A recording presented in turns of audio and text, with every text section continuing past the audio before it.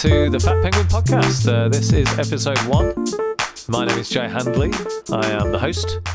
I used to be the host of a real-life comedy club, which was called the Fat Penguin Comedy Club. Yeah, that was in Moseley, in Birmingham, right, in a pub called the Patrick Kavanagh. But it doesn't happen anymore. It used to happen. It used to happen every single Wednesday at 8 o'clock or 8:30. And people would come and they'd watch real comedians perform real comedy, and it was really good. It was really good fun. But we're not allowed to do it at the moment on account of the plague. There is a plague, and we can't do comedy during a plague. It's wrong. It's bad, and it's naughty, and it'll mean other people get the plague, and then they spread the plague to people who might die from the plague, and then we're all screwed. So. We are not running, unfortunately, but we will again, hopefully. That's my plan. You know, my plan, right, is for the pandemic to end. Yeah? I don't know about your plans. That's mine, right? That's what I want. I want it to end. And when it does, this will begin again. We will have the Fat Penguin Comedy Club in real life. But in the interim, right, how about this? How about we do the Fat Penguin Podcast? Yeah? Where I can interview comedians. I say interview. I can converse. Right? It's a podcast. It's not a fucking interview. It's chilled out. Yeah? It's casual. Yeah? Yeah, this is a conversation. Not an interview. I'm not Darren leads. I lead. There's no questions. There's no answers. Right? It's a conversation, man. Yeah, that's what we're doing. We're having a conversation, me and Darren. It might sound at some points like we're just having a catch-up. That's because we kind of were, you know, we had a bit of a catch up, and then occasionally you might see little flashes in our eyes where we remember that the podcast has to be entertaining to other people. And then we kick into gear then. All the drama comes out. We're making jokes. We're taking a piss out of people. It's brilliant. Yeah. So like hang in for those bits is what I'm saying. The podcast is almost 2 hours long, largely because I refuse to edit it. But it's perfect in a way because you've got all this time to kill nowadays because you're not allowed out because of the plague. Or maybe you are allowed out and you have big, long commutes to go to places and you want to feel like you've got company. All right, podcast, you'll feel like you're hanging out with me and Darren, and we're not letting you speak. You're not going to get a word in edgeways in this conversation because it's happened, right? I recorded it for real and it's done. Yeah. But if you like it, you know, I'll tell you what you can do. If you like it, I'm sure you saw it on like some social media or whatever that I shared it. Just click fucking like or something, or leave a comment saying, thank you, Jay, I listened to that. Please make another. Like, give me some feedback about it if you want. Like, all good, nothing mean, if you don't mind. And that's about it, really. I'm going to now attempt to sort of like fade out my own voice, I guess, to segue into me and Darren having the conversation. So like it'll probably like go all like quiet, and then then Darren will probably start talking, or maybe I'll start talking. Wait, no, okay, yeah. I didn't do that properly, did I? I should also introduce my guest. Yeah, it's very important. It's to be a good host, isn't it? I've got to introduce my guest in a manner that makes you, if you don't know who he is, it makes you feel like you know, or feel intrigued to listen to him speak. So Darren Harriott is my guest, good friend of mine, and famous comedian as well. That's what he is. He's been on Live at the Apollo, yeah, Mock the Week as well, CBBC, yeah, all three of those and more, right? And I've known him since I started doing comedy. All way back in 2011, and he had been going for a few years, but was kind of doing the same sorts of gigs that I was doing. Although I remember he was getting open spots at the Comedy Store. The hallowed Comedy Store open spots that we so craved when we were new comedians. And he was a good dude, very, very funny. Everyone knew he was going to be good.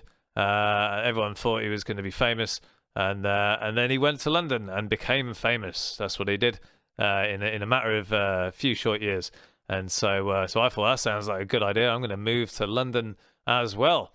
And I have become slightly more established on the UK comedy circuit, but no fame, zero fame. But I'm, I don't care. It's not about me. It's about Darren. Darren is the guest. I am the host. I hope I've introduced him properly. And I hope you enjoy listening to me have a conversation with Darren Harriott.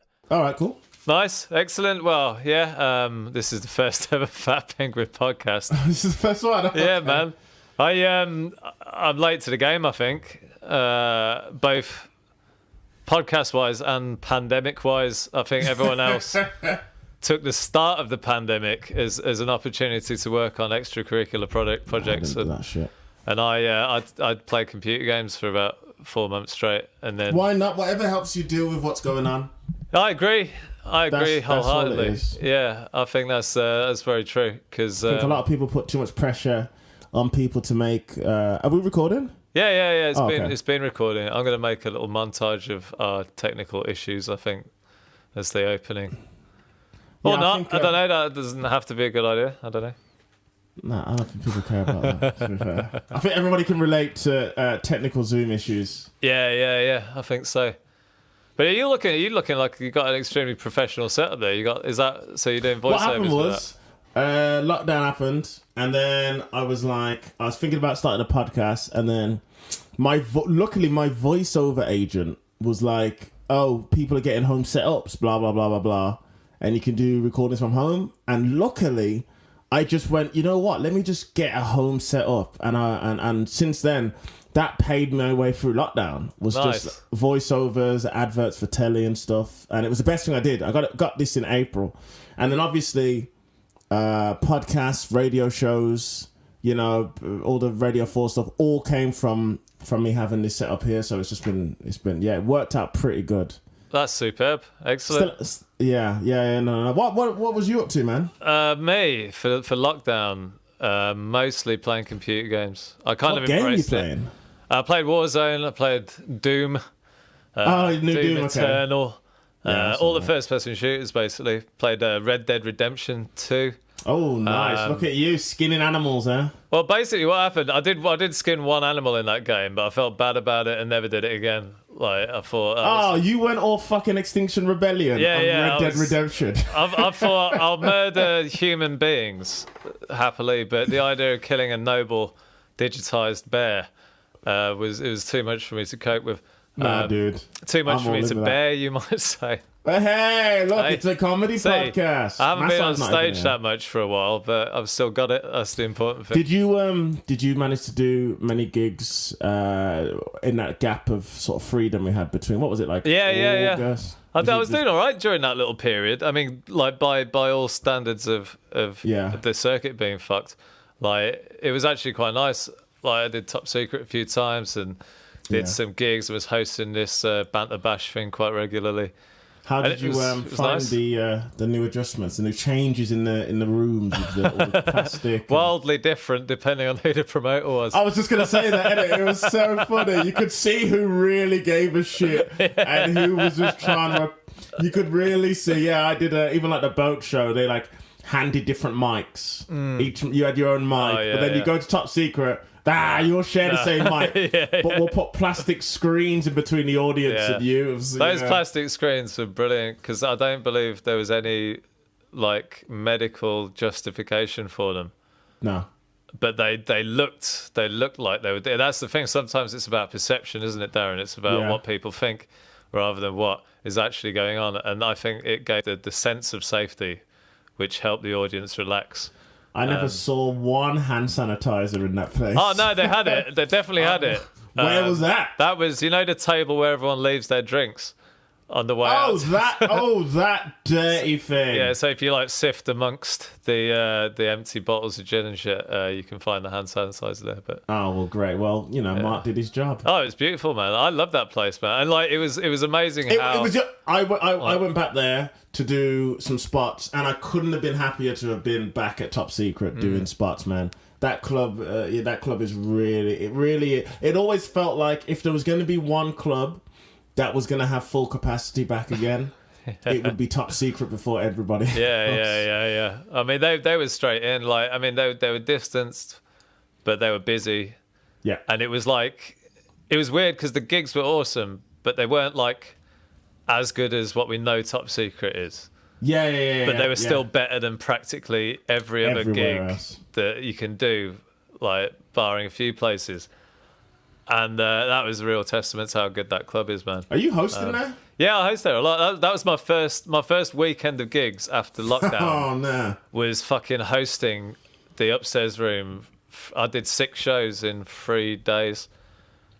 After nothing for fucking. Well, I did that week. I did a terrible gig opening for Nico Yearwood at Top Secret, which was like my first gig back, and there was this insane woman on the front row who just talked at me for fucking like. I hate her already. You know, she wasn't even. You know, when a heckler's like a normal human being who's having a go at heckling you. Yeah. That's all right to a degree, but this woman yeah. was a mental human being who thought it was her place to just talk to me while I was on stage. Fuck And so, you and your cider. you know, yeah, it was probably something like that. But yeah, after 6 months of not doing gigs, I didn't really have the sharpness required to deal with. Dude, I did TV after 6 months of not doing gigs, dude. It was the rustiest performance on telly I've ever had. I had to run through gigs, and I did Top Secret. To get back, I did 8 gigs in 4 days. 2 was at Top Secret, and the 8th gig was literally the TV gig outside. Oh, wow. And it was that week was just a rough week, man. Yeah. I was not enjoying doing stand up. It's a strange one, isn't it? It's just I was just rough. Yeah. Because in lockdown I'd worked on a lot of other stuff. I didn't write stand up. I didn't feel like I could write stand up during lockdown. I didn't feel like I could write. I know some people wrote. I know a few comics who have written new shows. Yeah. And great. I was working on other things, thank God, because I don't know what it was, man. Maybe I was burnt out with stand-up. So last year, Edinburgh, I was like, give me a break. And then we had this enforced break. Yeah, were you secretly pleased at the very start of lockdown to just have a breather? Well, the problem with the very start of lockdown was 2 days before I was supposed to go to Australia to do the Melbourne Festival for a month. Shit, so it was actually... quite badly. We flew on Sunday and we got told on Friday that, Australia, because Australia locked down before us, but then on the Monday, we locked down. Right. I was actually quite grateful because my thing was, boy, we could have went all the way to Australia and then been told to come all the way Well, that's back. it, wasn't it? Carl Donnelly was trapped out there and some other comics. I saw a few different comics were trapped in Australia. Yeah, they all go early. They flew there. Yeah. Yeah, no, man. No festival. Survive. See what happens. That was, I tell you, man, that was the maddest. How mad was April? Dude, April was fucking mental, bro. I remember, I live on a. You haven't been to my place, have you? No, not well. That's. I was about to say you moved into a new place, literally at the start of lockdown, wasn't it? December, yeah. So it worked out. Yeah. So it worked out pretty much that. My girlfriend was the same. She got this flat, same time, and then all I've been saying is you know what? At least you got the money's worth out of your fucking house. Dude, next month I've been here a year. Yeah.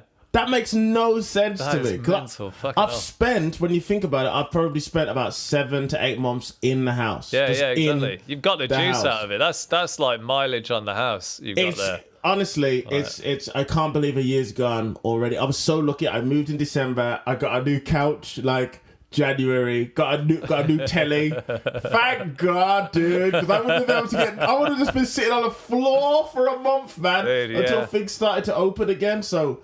Yeah, no, I was quite fortunate, and then I felt all right. I felt quite fortunate because I'd done quite a bit of work. I had quite a bit of work coming in that I'd done, so I was all right for money.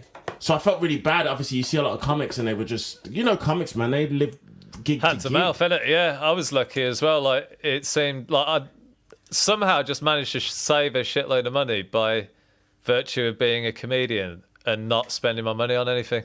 Yeah, because you're just always gigging. So apart from the odd few drinks or whatever, or nights out or dinners or whatever, it's not a lifestyle. I mean, you obviously spend all your money on socks and clothes and stuff all over. Like, yeah, Joe, you know me and my £100 socks. Dad, I really do spend that. That's why you pull them up so high to show them off. I'll have to, if I can do this, I'll do an edit cut to those socks you wore one time that me and John made fun of. Anyway. Oh, you and John are the worst together. It's a nice team of cunts. Team of cunts, that's it. You got to be a team. You can't just be a solo cunt. But yeah, like what we were saying, like. But you also as well. You've been, when you was in guardianships, you weren't paying necessarily a lot of rent. Yeah, no, I was. So you've always been all right there. Doing all right, but I wasn't like for the whole of lockdown. I was paying rent. Like with your girlfriend? No, I was living at my mate's house. Oh, okay. But the self-employed furlough covered that perfectly. Oh shit! You know, look at you. All right. Because like, whatever, we got 80% or whatever, and then like savings. So I was like, the last thing nice I bought for myself was speakers for my computer, and that was like a year and a half ago or something. Oh fucking hell! Like, I just don't spend money. That's good. That's good though. Yeah. Good though, because you know that you live as a comic. You live for gigs. That's how you make your majority of money. It's from going out. So when you know, okay, there's no gigs, I'm not making any money, then obviously you're just not gonna spend anything. You're just gonna spend it on. Yeah, and I didn't really before that. I think that's the bonus is I didn't really spend a lot of money before everything shut down. I had a big pile of savings, so I haven't like. I'm not worried. I'm thinking of you looking like Scrooge McDuck. Yeah, basically. I'm very, very Scroogey.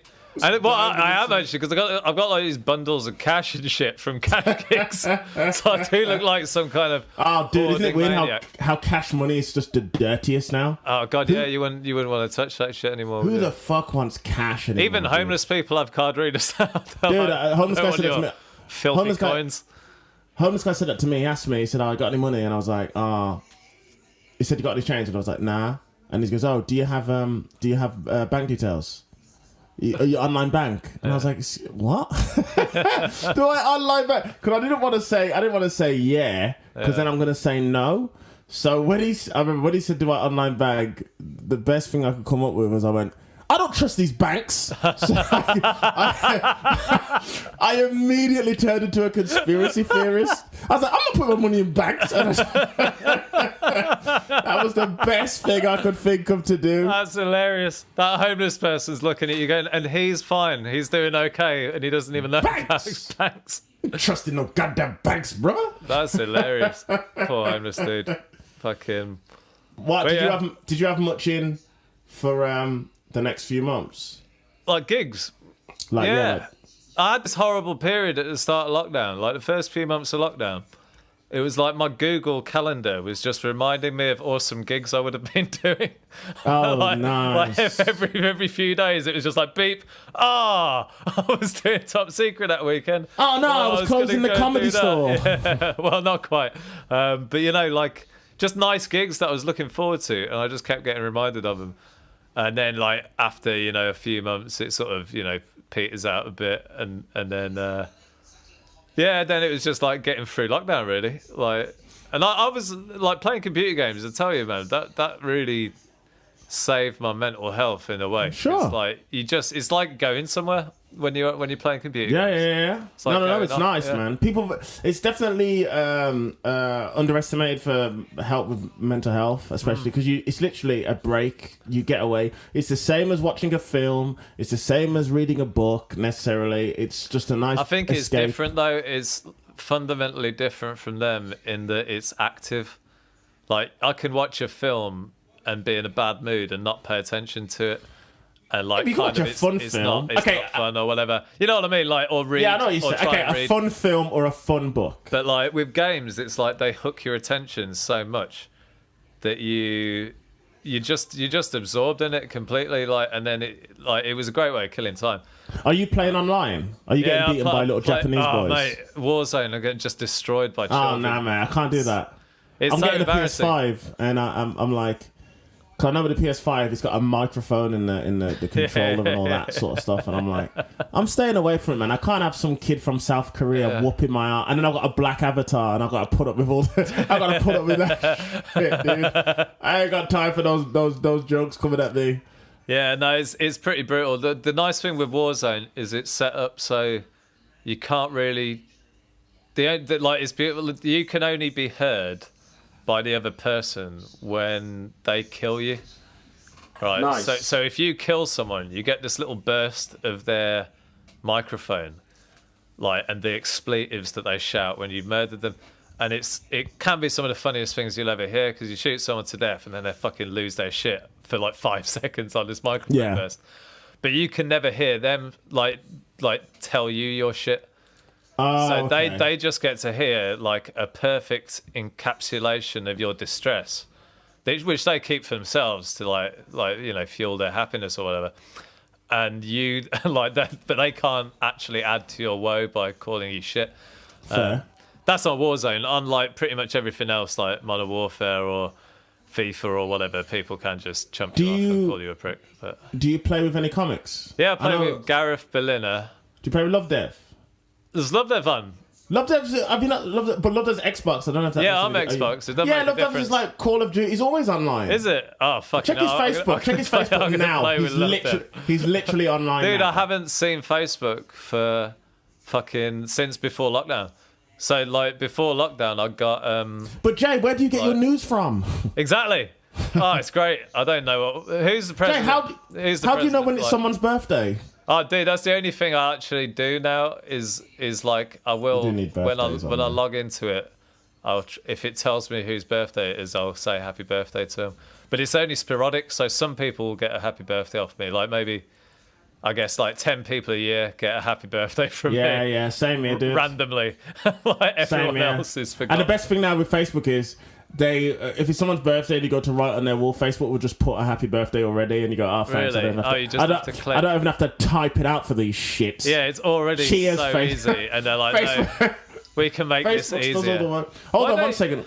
I think my TV's on. I can hear it for some reason. Oh, right. Hold on. It's the professionalism that you get from a lively polo comedian. Darren Harriott there. It's just going into his other room.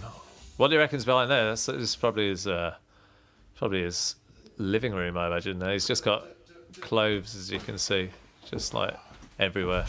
He's got a lot of clothes, Darren. We'll pick up on that note, I think. There we go. I was just telling the listeners, Darren, that you've got a lot of clothes. Yeah, man. This is the whole. I would turn it around, but I don't know Mike to mess up. I've got all my clothes are in here, and I've got my House of Games award thingy. House of Games award. What's that? You know, BBC House of Games. I'm not aware of. Richard Osman hosts a show on media. House of Games, and I did it, and I've got a thingy. I probably shouldn't say this. I don't know when this is coming out. Oh, right. Exclusive to the Fat Penguin podcast, ladies and gentlemen. Exclusive. Hey, mister, have you heard? Darren Harriott. Extra. Read it here first. Yeah, it's all it's just full of clothes, and it's like a nice little. So is that storage room. your clothes? That's like your walk-in closet, I guess, that you're currently in. Slash there's a printer in here and everything like that. It's just and I used to do voiceovers in here, but the problem is to my left I'm right on like a road. So it's a bit loud, so luckily I can just carry this and put it in the bedroom and do it in there. Oh, that's cool. Ideally. And you moved to Kilburn now, haven't you? Yes, I live just off Kilburn High Road, man. So it's so close, dude. It's zone 2. I've got 3 tubes overground. It's just it's the best thing I did was moving here. Nice, yeah, that's cool, man. Because you were living with a crackhead for a while, weren't you? I mean, he was a very functioning crackhead. He was polite for a bit, and then he tried to literally tried to rape a girl downstairs when he was on crack. Cool. And you know what, Jay? It's not cool. It's not cool. It's not cool. It's not cool. Yeah. And then I had to break it up. I had to stop it, I guess. And, Yeah. And then at that point, were you like, it's time to move to Kilburn? Like, yeah, I said it'd be a lot safer in Kilburn. And I have been on live at the Apollo. Thank you very much. It is not mine. Twice. Thank you very much, Jay. Twice. Hosted once. Hosted once, mate. Hosted. No, I saw you. I saw your very first live at the Apollo performance. Was you there? I was there, man. Did you have just moved then? How long have you been in London for now? I moved in September 2016, so 4 years, 4+ years now. Yeah. So what part do you stay in? So I'm in Notting Hill at the moment. You're still in Notting Hill? Flat sitting, looking after this cat. Same cat. I bet you're glad that cat. You never want that cat to ever die. No, that cat. I take it to the vet every day, just for a once over. The vet's like, nothing's wrong with this cat. And I was like, just listen to his heart. Do what you need to do. If I remember that, you're in like an amazing house. It's nice. It's like a lovely 2-bedroom flat. It's Notting Hill. In Notting Hill. Like, I've got a joke in my set about, like, because the road I live on is loaded fuckers, like, they're all rich, and so looking as I do, you know, I get some sort of side eye from the you're not even like neighbors. You don't even look like you could do a garden. You just look like a beggar. No, yeah. My joke was I have to wear a Deliveroo rucksack just to get to the front door without them calling the police, But it's nice. Like there's an interesting mix of people on that road, because it used to be a shithole apparently. Yeah. Like back in the olden days before all the gentrification in Notting Hill. And so there's some people who live on this road who were just people who owned shitty flats back in the day, and then there's loads of people who are like the descendants of oligarchs or whatever as well. So you get that with Kilburn as well. Do you get that in Kilburn? Yeah, because it's right near Maida Vale and whatnot, and around that area. It's more, you're getting very central. It's very nice. I didn't realize, like, at my house, my friend said to me, he says, at the bottom of my door, he goes, oh, you know what there's like a hole? It's like a weird hole in like a wall thing. And he says, you know what that is? You know what that's for? And I was like, I don't know. What? And he goes, oh, that's where you, when you come in with the horses, you'd kick your boots. And you'd get the mud off your shoes. And I was like, fucking hell, that makes sense. Yeah, this is proper old money. These are old money type buildings, I was thinking it is an old money place, Notting Hill, in certain places. In other places, it's like big old, like, concrete high-rises and that. Yeah. But it's opposite me is the road with all of the embassies on it. And then, oh, nice. And the bottom of that road is Kensington Palace. Ooh. So it's like I remember the first time I moved here, going for my first walk around the area. I went down that bit, and the sense of like being in the seat of power, like compared to growing up in Birmingham, which was like, we got the bull ring, we got Selfridges, like that sort of the difference between that and like, oh shit, that's like the French embassy. That's where Princess Diana used to live. Yeah, that's the thing with Birmingham. Like, all of our like landmarks that we tell people about are just things you generally walk on. Like, that's it. It's like, oh, there's the ramp. Oh yeah, Corporation Street. That's Corporation Street. New Street. The Palisades ramp. That's what I mean. That's really it. Other than the bull ring. That was a landmark for so long. The Palisades Mate, Pigeon ramp. Park as well. Pigeon Park, yeah. What's so good about the park? It has pigeons in it. It's got pigeons. And a cathedral. Very nice cathedral. But very small cathedral as far as they go. Birmingham's cathedral is more of a boutique affair. Mate, I haven't been to... I went to Birmingham in September to see my family, like, near the end. But then before then, I hadn't been since, like, just before the first lockdown, so, like, March. Because I didn't want... Obviously, I couldn't go during the lockdown one. And I can only imagine how, like, different Birmingham city centre must be from where we know it. Because we've had a lockdown, so a lot of places have closed, and we've been away for years. Like, I was surprised when I saw the tram. Or the tram bill. That caught me off guard. I was like, what is going on here, man? I can imagine that everywhere. It's so different in that city centre from when because obviously I left in 2014, man. You were the pioneer from Birmingham. I was. Now John did it. I think John will come back after this. Aaron's still here. Yeah, Aaron's here. Freddie's holding it. Freddie's like just digging his claws into the Birmingham. Freddie's he's put on his Doc Martens and I've got some of his hot sauce. Oh, did you? Was it nice? I've ordered it. It hasn't come. He sent it. It hasn't come yet. Yeah, I've got to plug Freddie Farrell's. Is it Fat Bastard Hot Sauce? Fat Bastard Hot Sauce. Fat Bastard Hot Sauce. You get your hottest sauce from Freddie Farrell. Find him on Facebook, Instagram, and Twitter. Question. Oh, Freddie's also got a podcast. Yeah, he's got a podcast called Bluff, which stands for Better Laugh, You Fucking Fools. Oh, what an edgelord. Oh, mate, when I hear that, I'm like, I don't even know if I'm cool enough to listen to this podcast. Whoa! You have to put sunglasses on to listen to this podcast, dude. Freddie's podcast appeals to kids who buy films because they've got 18 certificates on them.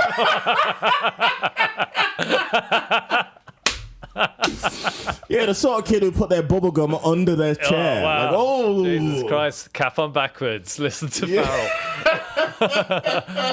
No, he's a wonderful man, and his podcast is very good. Yeah, he's a good egg. Now he's selling hot sauce. Most people during lockdown, they start making videos on TikTok. Freddie was knee deep in his own hot sauce. That's amazing. I like that a lot. I think that's cool because he knows what he's doing. Because apparently there's some scene of hot sauce people online. Like there's a scene of anything. Like there's probably a scene for pube appreciation or something, and I could just sell pubes for the rest of lockdown. And, like if I was willing to like try and ingratiate myself to the community, I could be like some sort of pube baron. That's the truth. That's the true thing about the internet. You're never alone. No, that's a bad thing. Doesn't matter what you could be turned on by the back of someone's legs, like the back of their knees, wow. That little bendy part. Yeah. Guaranteed, there's a Facebook group for it somewhere. Yeah, man. Fuck. And like that's a very good point because people should be alone when they're awful. That's true. And the internet has created a situation where no matter how awful you are, you can still find your people. And maybe sometimes you shouldn't. Maybe sometimes you should see democratically people all shun you because you're not very good. Maybe take a hint and stop, looking at their knee pits or whatever. But the internet instead, it will be like, oh, this guy's obviously a connoisseur. Maybe. Do you think when Freddie goes on those source groups, he throws in a bit of like, yeah, I do source here, but I also do stand up as well. A bit of a like, and everybody in those source groups are like, wow, what do you mean? You're not a chef? You don't come from a culinary background at all? No, I do stand up in the Black Country. Ever been to Stourbridge? Wow, and Freddie's just there, a big old bowl, mixing his sauce. That's so funny. Freddie's hilarious. Every now and again, he'll just get obsessed with one thing. And then we won't hear about it, and then we will just continually hear about it. Well, that's like bowling, isn't it? I was going to say, I had no idea he was into bowling. 2-2s now, every day, bowling. He's like, all about bowling. It was so mean. What was it? I can't remember at the start of lockdown. Freddie was like, I can't go bowling anymore. And I was saying, if there was anywhere where you could self-isolate, it'd be fucking bowling. Yeah, it's not exactly the most packed sport going around, is it? No, exactly. Yeah. But no, fair play to him. It's cool. He's like Freddie's like a pure hipster in his soul. Like because he's I think the essence of hipsterdom is liking things that are niche to a kind of like a nerd level. Like it's like wearing the fact that you like something niche on your sleeve and presenting it as an aspect to your personality, like, and Freddie does that extremely well. As a bowler, he often opines. as a comedian, bowler, hot sauce maker, record enthusiast, former basketball player, RAF. Those are the equivalent of Freddie's pronouns. Yeah, instead of he, him, it says bowl.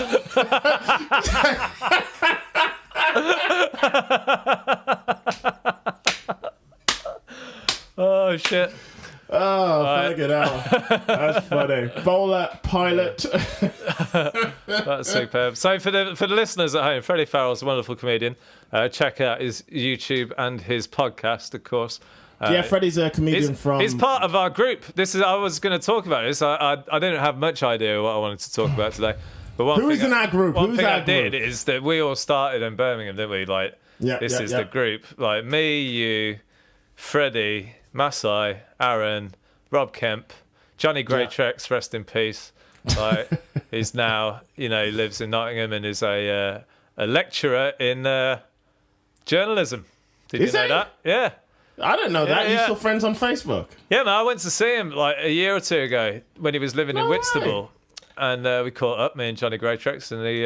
Johnny Greatrex? Johnny Greatrex, yes. And he's really happy. He's just one of those guys. Like, I remember when he quit, because he was like the first of our group to quit. Yeah. And out of like our group, as I call it, is like I would call it the most serious open spots in Birmingham. That's what we were like 10 years ago. We were like the most focused. We wanted to be professional comics, and it wasn't. Gotta make it. We weren't just dicking about. And Johnny was doing really well. He was getting gigs off Agraman, fucking smashing it. Human Anagram, whatever it was. Yeah. Like awesome gigs, but all in places like Biggleswade and Norbury and stuff like that. And he was getting all this work off him. And then I remember speaking to him, and he was like, "Yeah, I fucking I went to work all day, and then I had this gig, which was like a paid gig, and it's £100, and it was amazing because it's everything I've been working for like 3 years, and then I went there, and all I fucking wanted was for it not to be on and to be at home with my wife, like all this sort of shit." I can respect that. He just knew what he wanted out of life, and it wasn't being a road comic. I respect that. So he just stopped. I remember he said that he gave himself 2-3 years to get to a certain place in comedy, and he said if he didn't get there, he's not doing it, and he didn't. And then I know his wife had a baby. Yeah. I don't know if he's got any more kids, but I know. I don't know actually. He didn't last time I saw him. Do you remember his wife? Do you remember when his wife met Masai? Oh shit, no, but I can imagine. Fucking hell. She was not a fan of Masai. She didn't get it, man. She didn't get Masai. Because Masai's Masai. Masai's he's the most loving guy. Listeners, I mean, this is the Fat Penguin podcast, so hopefully the only people listening to this will be people who go to the club. Yeah. Before it, takes off. Yeah, thanks. They'll know Masai. Like Masai is a regular at Fat Penguin, and probably like give or take one of the best and funniest people in the whole world. He's probably the funniest comic, as a person. He makes us all laugh so much. He smokes a lot of weed. He'll go and piss in a bin. Remember we went to his house and we just saw all those piss bottles in his house? Like, he literally lives like he's just been fired and has no way out. That's how he lives his life, right? And he lives like a recently fired divorcee. Yes, who's not allowed to see his kids anymore or something. But he's okay with not seeing his kids because he's still got drink. Like, that's... Yeah, but he's amazing. He met this, like, Johnny and his girlfriend who was, like, very middle class and a bit like, oh, what is... I think she just thought that maybe your comics might have been a bit more like Johnny in a way. Yeah. But, like, I think she met Masai and Masai was just Masai. And I think Johnny said that she was a bit like, what the fuck is this guy? But, it was fun, man. Those days of just, like, me, you, Mass, and John... Fred's and Harriott as well, and Aaron. It was just fun because we just used to car share, go to these fucking shitty gigs and hope everyone died. Oh man, you hoped everyone died. We all hoped everyone died. No, I'm going to tell a little Darren Harriott story here, exclusive. You won't hear this on Live at the Apollo. Like I remember, I've got a really clear memory of us going up to do the Rawhide Gong Show. Right, in Liverpool. So it's like a 2.5 hour drive. Johnny Greatrex was driving us. Right, so he's done the drive. On the way up, we're all new, but you were like a bit ahead of us. You started like in the 80s or whatever, I forget. But you've been going for like 10, 12 years by the time we started. So you were doing the 8-minute spot at the Rawhide. Come on now, unpaid. Opening 8. So you were like the headliner that night. Had to show you newbies how it's done. Exactly. And we were all saying, like, I think I'd done it once before and it went well. And I was telling everyone in the car, oh, yeah, no, it's a nice one, this one. It's not like a proper gong where they kick you off after 1 minute and they're cunts. It's like really nice. They'll let you do your 5 minutes and blah, blah, blah. You'll have a good gig and it's a nice crowd. I was like, that. And Johnny was all like, oh, that sounds great. Oh, wicked. And then you, like secretly in your soul or something, you're processing that and going, no, like, this won't do. And so you did like your 8 minutes, had a nice set, and then at the end of it, you were like, oh, and by the way, there's a word on the street that this is an easy gong, and you guys don't boot anyone off for anything. But you show, if these cunts aren't funny, you fucking card them, get them off the stage. I remember that. And then But it sounds like me. And then Johnny, who had driven us, got conged off after like 50 seconds. Oh, no, dude. I'm sorry, Johnny. I'm sorry, dude. It was so good. That's fucking funny, dude. It was so funny, that was. God, remember we used to do gongs? Oh, dude, yeah. Gosh, man. I remember what my a first time. ever gong show still, because it was one of those things. I think every comic goes through this. Do you remember your first ever great set of new material? Like when you did a new 10 or a new 5 or something, and you just smashed it straight up. And you go, this is going to be... And you're like, this. yes, mate, I'm the king. I've gone from having 10 minutes to 20 minutes now. I'm awesome. Yeah. Like that. So I did a gig like that at the Hollybush, that perfect, where you get a perfect read Perfect on the read, yours now. quality of your material. Like, there's a little joke there. The Hollybush is one of the best open mics ever, but they certainly like slightly darker material there, which is not necessarily indicative of the general feeling around the nation in its other venues. So I did this 10 minutes at the Hollybush, smashed it, and was like, oh my God, that was all new. I can't believe it. And then other comics were like, oh my God, Jay, that was the best I've seen you perform. I was like, oh God, I'm amazing. Oh, it's incredible. And then I did like one of Spiky Mike's gongs. I was like, well, I'm just going to do the first 5 minutes of that amazing, perfect, awesome 10 minutes of new material. And mate, with the indifference to it, like I still remember, and then just getting cut, and like, because when you're new, like I feel like the process of becoming a comedian is like, it's the process. Part of it is wrestling with this horribly out of control ego that somehow you got out of your life. Yeah. Like, life gave you this wild out of control ego that thinks you should be on stage telling people what's funny. It's true. And doing comedy is nature's way of sorting that ego out. Like putting you in front of rooms full of cunts who hate you. You is a definitely great get checked, way of just sorting yourself out. But at that early stage, it's like you don't know. So like your ego will go from, I think I need to work really hard to become a good comedian, to having one good gig, and then you're like, I've made it. I'm the best comedian in the world. This is going to be fucking plain sailing from here on out. And it was one of those like almost immediate back down to earth moments. What's quite funny is I've had the hardest gigs, the booing gigs, as a pro.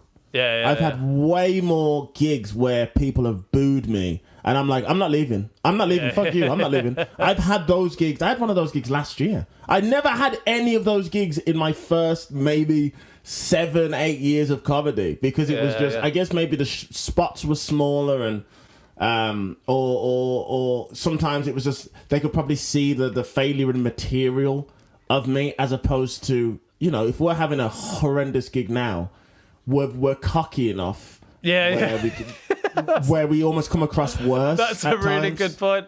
I've never thought of it like that, but your natural stage presence turns you into a complete arsehole if you're unfunny. And you seem so much, seem so much worse. So, on like, that stage. proud of how shit you are. Oh, really? You don't like this? Really?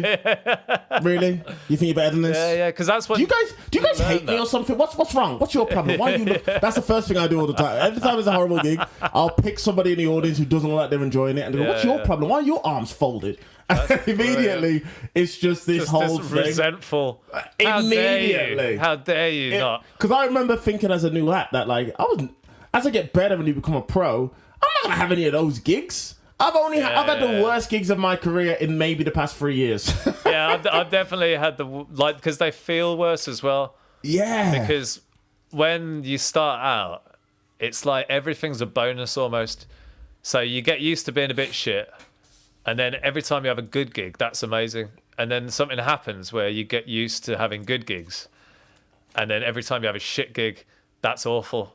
And you Yeah. stop finding good gigs amazing, and you start feeling shit gigs more awful. And like, as a professional, it's like there's something bittersweet. I'm gonna say, I don't know if it's bittersweet. I find it really funny, but also really quite hard to deal with, and that is sometimes, bombing horribly, and then taking like £150 off someone for it. When they have to hand you like money for doing a terrible job, like I'd take that money still. Like I've never been so proud as to refuse a fee.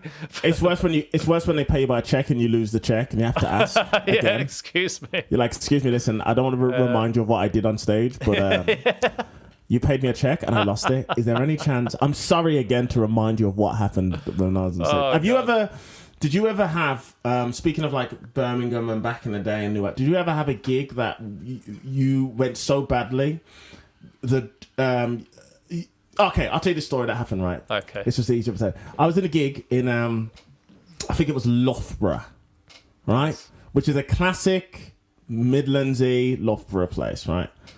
And I was on stage, it was me, Johnny Sorrow was on, legendary Johnny Sorrow. I was really new into comedy. I was maybe 19, 20, 21, maybe. Yeah.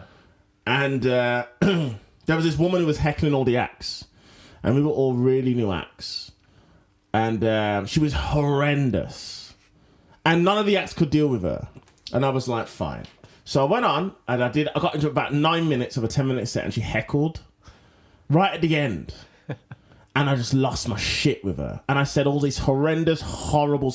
I said stuff that was so horrible, I wouldn't even say it now. Because it's just like, I know I can do better than wishing horrendous illnesses and cancer on people. But it was bad, dude. It was really bad. Nice. And but crowd was laughing. Yeah. Crowd was laughing, so I just went with it. Anyway, I came off stage, and the guy who drove me and Johnny was annoyed at me. All right. And the guy, remember, it's an act. All right, okay. And remember, he was on before me, and he never dealt with it. And if you remember, this is before... So this was probably even before you were doing comedy. So it was like, this was back when I was in cars with like when you were middle-aged men. Yeah. It's around Brum. The Clinton years, as we call them. I mean, the Monica Lewinsky scandal wasn't even around then. That's how early it was. This was... Like, what is the deal with widescreen televisions? And I remember he like lambasted me at the end of the gig. Like he just was like, that was wrong. You shouldn't have said all that. That was horrible. And I was like, what? She was being that? I'm young. Like, what the fuck? And this guy's like my friend. Anyway, he picked us up, and we'd done a few car shows together in the past. Yeah. And he always picked me up at my house, or if the gig was near where he lived in Sutton Coldfield, I would go to Sutton Coldfield and he'd pick me up, but he'd always drop me home, and I'd always pay petrol. You know how it is already. And I remember we did the gig, and like the woman walked out at the end. She walked out, but people were so happy to get rid of her because she was ruining the gig. It wasn't like, oh my God, what happened? People were like, oh, thank God she's gone. But I was definitely really mean to her. I 100% justified. Anyway, the guy... Then, on the way home, we spoke a little bit about it. And then the guy, I always remember this, he went, oh yeah, I'm just going to drop you guys in the centre. And I was like, oh, okay. And I didn't argue about it. And I couldn't believe, even now, like now, it just hit me. It really pissed me off, because I remember thinking to myself, are you that pissed off with the way I dealt with a heckler? That's all it was. That you didn't deal with, and was ruining the gig. And I still paid him the same amount of money to drop me home, the same amount as we agreed on. That you're now just going to drop us in the city centre at 11 p.m. Wow. And at 11 p.m. Birmingham back then, 10 years ago, there's no night buses. No, it's not like I had taxi money. I didn't have taxi money. And I remember Johnny Sorrow was panicking because he lives like proper black country, like he lives further than I do. He lives like that way. I live not too far from Birmingham city centre in Albury. He lives further. And we were just like dumbfounded. We couldn't believe that he had done that. And like ever since that moment, me and that comic's whole relationship sort of fell. He quit now. I'll give you a clue what his name is though. Yeah. His initials are TR. Used to do comedy back in the day. TR. TR, middle-aged guy. You met him. You definitely did with him. Yeah. Oh shit! I can't. Yeah. I mean, my memory is terrible. TR. Hang on. I'll put it in the chat 'cause I don't really want to out the guy because he quit now and he's got like a kid and a wife. A lot of comics, they just need love. Once they find it, that's it. Oh, Yeah. He was around a lot. Yeah, he was good as well. Like, we did a lot of gigs together, man. One of those acts who, like, when I started, had like. He could do like a good 10 minutes. Yeah, he was around. He used to run a gig. And like I was like, oh, wow, that's cool. You can do that. But I remember that. He was like, he was a bit of a stickler because I think it depends on the gig. Like, as a promoter, I hate it when people scuttle a gig. When they fuck the gig up for everyone else. Yeah. By just indulging their own emotions. I've done it myself and I try not to. I think everyone's done it, but it doesn't even sound like. It sounds like literally he had an aesthetic problem with your approach. He had an aesthetic, 100%. This girl had ruined 2 acts before her. I was going on. I remember she was clapping. When I said sometimes she was clapping and like, get off. Wow. That's what she said.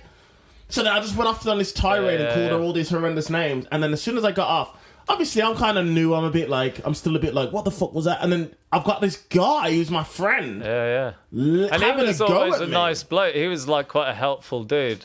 I'd never seen anything. I didn't know what to do. I was thrown by it. And then we spoke about it, and he was like, "Oh, don't worry about it." I was like, "Yeah, it's it's just one of those things, I guess." And then he just went halfway through, "Oh, by the way, are you guys all right if I just drop you in the city centre tonight?" Right. And I was like, didn't argue. I was fine with it, and I was like, "You motherfucker, you punk!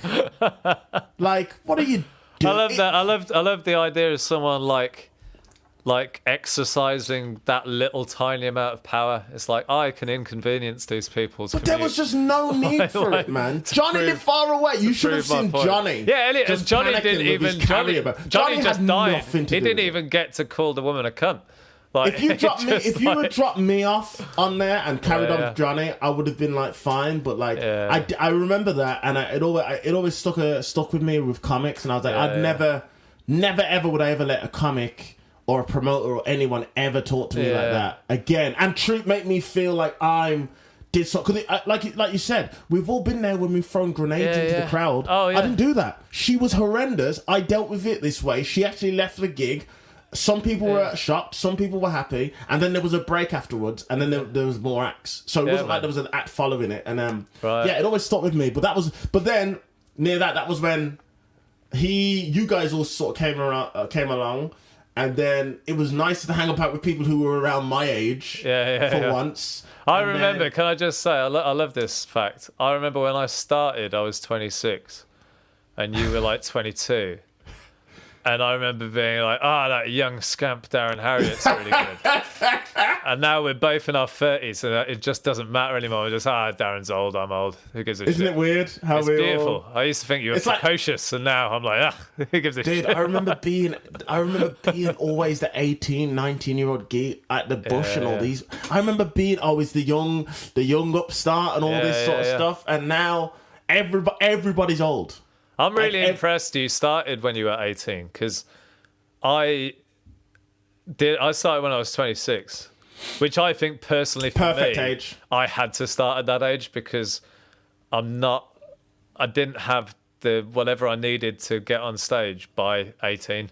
Yeah. But when I was 18, I was there going, I'm not as funny as Bill Hicks. And I don't have all of the insights that Bill Hicks has. Did you think about doing comedy? Oh, yeah. But I taught myself out of it because I was like, I'm not that level of like the Hicks level in my sense of humor, because I had no idea of comedy being something you work on. Yeah. I thought it's like, you've got it or you haven't. And then I was like, all right, if I'm going to get to that level, then I'll probably have to be older. Like, I can't, as an 18-year-old, what the fuck have I got to talk about? And now I look back going, you talk about being an 18-year-old. Like, you don't have to be, a wise fucking soothsayer when you're 18. You can be like Daniel Sloss, who was talking about playground jokes and shit like that. And you could be working on the craft when you're young. It would have been such a like, I'm just trying to find a film that will tell you that remember trying to do jokes about. I'm just trying to find a year. But it would, it would be so different to have an 18, 19-year-old comic on stage talking about being 18, 19, because no one who's doing that. Yeah. Really. So like back then, God, my material was absolute hot garbage. So yeah, I remember. Okay, Rambo in 2008. I remember saying, this is how long I'm doing. I remember doing jokes about. I hear they're trying to make an upcoming Rambo film. So it came out in 2008, so it must have been 07, 06, wow. I'd heard. And I remember writing jokes about it, going to the Fringe. There's a new Rambo film. He's so old. It was literally, he's so old. Like, what's he fighting against? Insert old arthritis-y joke. That's a fine concept, Darren. Thank you, mate. I like the idea that these timeless superheroes, maybe they do have a time limit, and maybe it takes an 18-year-old comic to tell us that. What did you think when you first came on the scene around comedy? What did I think? What did you think around the Birmingham scene and the people you met in your early days? I thought that I was really lucky, I think, early on, that there was a gang of us who were all pretty much on the same path. Because I could see there was generations in Birmingham where there was like the established pro generation, and then there was the kind of slightly older than us generation, but they didn't seem to be as tight as us. Like, you know what I mean? Like, they wasn't it funny how we all wanted to be in the Andy White and Gary Delaney crowd back then? We all wanted to be in because they were like the pros. Him, even like Ryan Goff as well, and James Cook. They were all seen as like that was the grown-ups. Like the grown-up plays a proper room, and then you've got the guys like us who would do the 10 in the middle, and they would headline, and we all wanted to be, and there was no Andy White when he used to have his Christmas parties back in the day, and that was when you'd see, it's all very, there's them, and then there's us new. That's how I first met everyone. All them was at Andy White's Christmas party. But I think there's something. If I had any advice for young comics, it would always be make friends with people who are at the same position as you, because. Comedically, because they're the ones who will drive you to gigs and tell you about gigs that you can get on, and like all this sort of stuff. It's like, and they're going through the same shit as you. Like, the problem with being a professional and talking to a new act is you can like relate to them a bit, but you're just not in that place anymore of like proving yourself, and you need people around you who have that kind of same energy about them. Like, they're finding out whether or not they can be a comedian. I would also say get a 20 in Birmingham and then move to London. Definitely. Get the fuck out of there, man. Move to London and you'll fly within like a year. You did well within a year. I did all right, I did good. Circuit-wise, I've always done all right. But in terms of fame and fortune-wise, it's not until this podcast launched that I've really felt like I've made it. It's about time. But no, it's definitely. I get jealous of the stage time that London open micers got when I look at them. I talk to people and they're like, they've been going a year and they've done 300 gigs. And I'm like, mate, in my first year, I did maybe 40 gigs from what I could pick up around the Midlands or whatever. Yeah. And 20 of them with a bush. Yeah, exactly. But the thing is, it's like you also get to kind of cut your teeth somewhere no one cares about, for want of a better word. Sorry, Birmingham, but you're a wonderful place. But like the sort of, it's true. That sort of being able to arrive in a new place, kind of fully formed, or at least sort of well matured, was really nice. I appreciated that as a thing. But I appreciated being able to learn to do comedy in Birmingham, like doing 10 minutes like early on, rather than.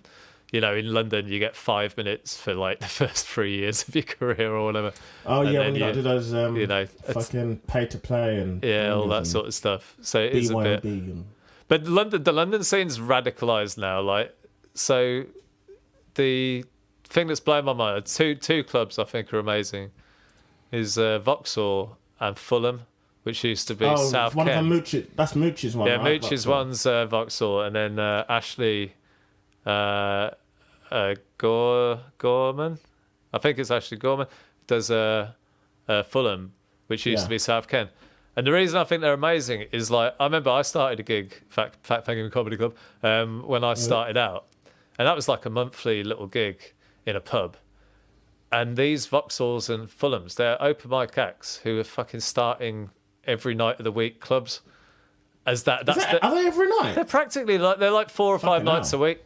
Jesus. And you look at that and you think, I love that ridiculous ambition. Yeah, to just start a full-blown comedy club every night of the week before you're a professional. And it's like, it's amazing. And it's like that scene, you can see how all the comics are benefiting from it. All these new acts are getting way more stage time. They're not being treated like cunts like the old London scene used to be all, like you say, bringers, pay to play, all that. It's really cool to see. Hope it comes back. Yeah, it's gonna come back, dude. It's gonna come back. Comedy will come back. Gigs, shows. It's gonna fucking explode, man. I think this time next year will be. I'm not even doing any tours next year. Nothing. I'm waiting till 2022 because it's gonna be horrible. Like if you look at comics, I'm just talking comics. Obviously, I don't really give a shit about musicians, but comedians on tour, they're all starting April. They're all ready to go April. So there's a lot of competition then. And then what happened is everybody who's going to do Edinburgh will do Edinburgh. And then they'll start their tours from Edinburgh, October, November, December, and all the way till maybe March. And then I think I'm going to do maybe April 2022. Just because, I could probably still tour even with the restrictions, to be honest. Like 100 odd people, I can do that. But like, by then, you plan to have a couple hundred, especially if you're an act who can sell a 500-seater. If you can sell a 500-seater room, literally anywhere in the country, that is a nightmare with these restrictions because it means that you have to get an 1,000+ seater room and you're going to lose so much money. So, but everyone's banging on April, and I think gigs, I think new festivals will be opened. I think the Fringe is going to change next year. 100%. A lot of people would apply, but I think the fees... They've got 2 ways to go with the Fringe. You can either make the fees more to make up for what they've lost, which wouldn't surprise me because they're a bit scummy in that way, it wouldn't. Like the council. Or they can work on some sort of alternative and try and make... Because they know that comedians haven't been earning a lot of money for the past year and a half, maybe. So they can kind of break in the middle and do like a pay-to-play... obviously, if you can afford to do a Pleasance for the same price or whatever, I could afford that, but I'm probably not going to do that. I wouldn't do that anyway because I just know that the footfall is going to be a lot lower. Still, do you reckon? I reckon it'll be. I still think it will be. I still think the footfall for the Fringe will still be. But there's a bit of me that thinks differently though, because what I noticed about doing gigs in the little breather that we had between lockdowns was there's a whole teeming shitload of people who don't give a fuck whether they die or not, or whether they kill their gran. Yes, but they're young. That's a fair point. The Fringe is old. The Fringe is old. I think the Free Fringe will boom back. Free Fringe is like cool. The rooms that I play. The Pleasance crowd, maybe. Pleasance, they'll still be shielding. I reckon. Dude, they're gonna have masks on and all sorts at the gig, dude. After that, no. They'll have the vaccine though. They'll have a couple of shots in their arm, so it should be. Well, right. I also think that but on the opposite end of that, why I think the Pleasance audience there could be potentially more than there would be. Pleasance and the top 4 or 5 Edinburgh venues is because they've got money. So out of the Free Fringe people generally are the more broadcasty studenty type people. So they're gonna have less money, and we need to factor in that people wouldn't have had their proper income for at least a year and a half by the time that comes around. And how many people can afford to spend 8 grand, 9 grand on something and spend it and lose it? You don't make it back. It's like a write-off. I've never made money at the Fringe. I've made money after the Fringe because of the Fringe, sure, but directly, nah. Well, you had this brilliant habit of getting loads of things that a good Fringe would normally get someone right before the Fringe started. So I remember, it was 2 years ago, you were like, the Fringe was starting in about 2 days, and then you were like, I've just been told I've got Live at the Apollo. And then 2 years later, exactly the same. I don't know why I'm bothering with this fucking bullshit. I'm just half that money's gone to the Fringe now. Fuck. Yeah. And then 2019 was the same. I think I think they need to make it work for people. They need to understand that people don't have their money. You know, you haven't earned what you should normally earn. So if you want to go and do a well, I always make money on the free fringe, so I don't like the fringe for me. Yeah, free fringe ain't going to change their model. They're not going to change their model. And I think it'll be. Yeah, it might be more successful if people have to tighten their belts a bit. You know what I think might happen? I think the free fringe, they might buy another venue from. Remember when they owned the what was it, the one from the what free fringe venue did they take over for like 2 years ago or something?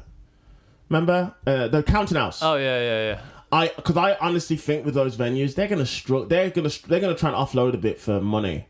So do you reckon they might sell out to the main fringe? They might sell it to the free fringe, because the free fringe is the only ones who are going to have the money, I think, because all those pro venues, because not as many people are going to want to sign up to it, because it's a pain, man. There's a lot of money that comes out your pay to pay for to be at the Pleasance or whatever, and I can't see them or the what's that, Udderbelly and all those venues. I can't see them making changes to suit people's financial incomes. I can see them keeping the same business plan. Well, I wondered if this little like a kind of like a little fringe miracle might happen, in that all of these really famous comics who wouldn't bother doing the fringe normally, but have also been on the sidelines for like the best part of a year. They might have the sort of itch to go, you know what, fuck it, I'm going to do the fringe again for the first time in God knows how long. But you probably don't want that. You might have like Harry Hill and Jack D come into the fringe and things like that. That wouldn't surprise me. I don't know, and maybe that would be like a boost that the fringe would need, like a few bigger names to sort of fill the paid venues. Well, I was talking to Sarah Pascoe, and she thinks what they should do for the fringe is that they should start getting more famous acts, say Harry Hill, for example, or Stuart Lee, should do more and friend shows at the fringe. Oh, right. So, because that would be a great way of helping boost ticket sales for people like me. Because I've always said that whenever I've done one of the opening galas, people come to my show from it. It's a 700-seater in the, in the Grand, people come. So if they can maybe get more, say, sort of big following, you know, a Ramesh or whoever, to do like a Ramesh and Friends, even if it's a one-off, you get to promote your show in a giant venue, and a lot more people will come, because that actually really does work at the Fringe, man. Yeah. So she thinks that would be, she's going to do a few of them, I think, at the Fringe, and I think that would be a good point, man. And because no one does it, do they? Well, it's a weird one, because almost everyone does it on the free Fringe. Like, yes. Not famous people, but like, for me, I've always had a showcase and a solo as a kind of... You run the showcase for a bit of a decompressy sort of fun gig where you dick around, and that gets people into your mate's shows and all that. It's because of the money. It's all that money, sort of stuff. Why. But yeah, well, that's the thing about the paid Fringe. Is like, as someone who's never done it or even seriously considered doing it, it just seems a bit backwards. It's like the work and effort that goes into putting on a show. You don't do it for a DOS, and you don't do it for the benefit of other people. Whereas the free Fringe, like, I'll do a show for a DOS on the free Fringe happily. Like, my late show at the Banshee is the most fun show ever.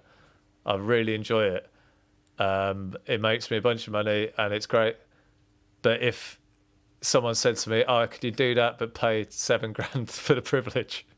I'd be like, "No, not in a million years. I'll go to bed early." Like, but also, in fairness, you do a lot of the shit yourself. So like, average person at those venues is probably paying around $2,500 just on flyers. Yeah, exactly. They fly a certain amount of time. So I around $2,000. I pay easily that just on flyers, because I can't be asked. So those and friend shows, unless they're gonna, because I assume you'd have to pay a fee as well if you're having an and friend show. But this is what I'm saying. If they were able to reduce the fee because it's an and friend show, and maybe have a bucket or something, I think that is just a very small, tiny way of making it a little bit more affordable. Because you want to sell out, you want to be able to have extra shows, and that's how you can then start to make some money or cover your losses. But it's so funny how successful you have to be on the paid fringe to just like make anything at all. You literally have to sell out. You literally have to sell out maybe a 200 to 250 seater in one of those type rooms for 28 days to then start making some money. Or you fly yourself and you don't have PR, which is about another $2.5 grand. And yeah, I've done well from the fringe, but I've never added an extra show. Do you reckon there would be a point where, like, as a loss leader, if you're paying for like PR and flyer teams and all that sort of shit year on year, and then eventually you become so famous that literally just your name on the brochure will get people in? Like, you don't want that. So you don't want that. So you then don't have to pay anything. Like, you don't even want. Oh well, James Acaster never does. Yeah. James Acaster hasn't done that for years, and he's selling out he sells out a 350 seater room for it, and he doesn't have to do that. So yeah, there are a few acts who. So it's like once you just get putting past your name in. That hump when your name just sells the tickets for you. You don't have to bother with PR. You don't have to go and do any. You don't have to fill out any forms, do any radio shows, any of that sort of stuff. You literally will just sell out, and then you immediately know that you've sold out and you've got this all this money. Yeah. Imagine. Well, I know, and and the reason why I bring it up is that it's such a weird thing to say when talking about Edinburgh, because the general consensus is that you just lose money, but you make it up in terms of the work you get afterwards. And a lot of people, myself included, just think that's so wrong, man.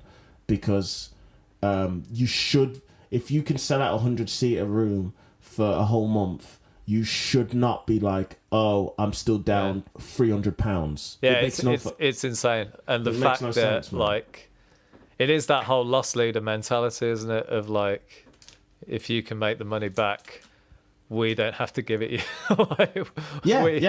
We as the venue owners don't have to accommodate your profit margin. They are great, and they do everything that I don't want to do. So they sort out tech, they sort out greeters. You've got a team there. There's people promoting in the sort. They do everything I don't want to do. You know me, Jay. Yeah. I'm not the guy to go around with flyers and try and sell myself. I remember when you were flyering for the noon show, the CK. Yeah, the lunchtime club. Yeah, lunchtime club. Fucking hell, that must have been rough having to get up for that show every day. Yeah, that was rough, man. We had to be out there by 11. I think the show started at 12. Oof. Yeah. That worked out. I got signed from that show. Yeah, I know. You had those beautiful. I remember like every Edinburgh was like this example of your progress. It was like lunchtime club, and then it was Pleasance Reserve, and then it was your solo, and then it was. But in fairness though, you and say like Massa, just tend to do the same thing. Every year you do Massa. I think Massa does. Massa does like 17 shows. He's got to relax.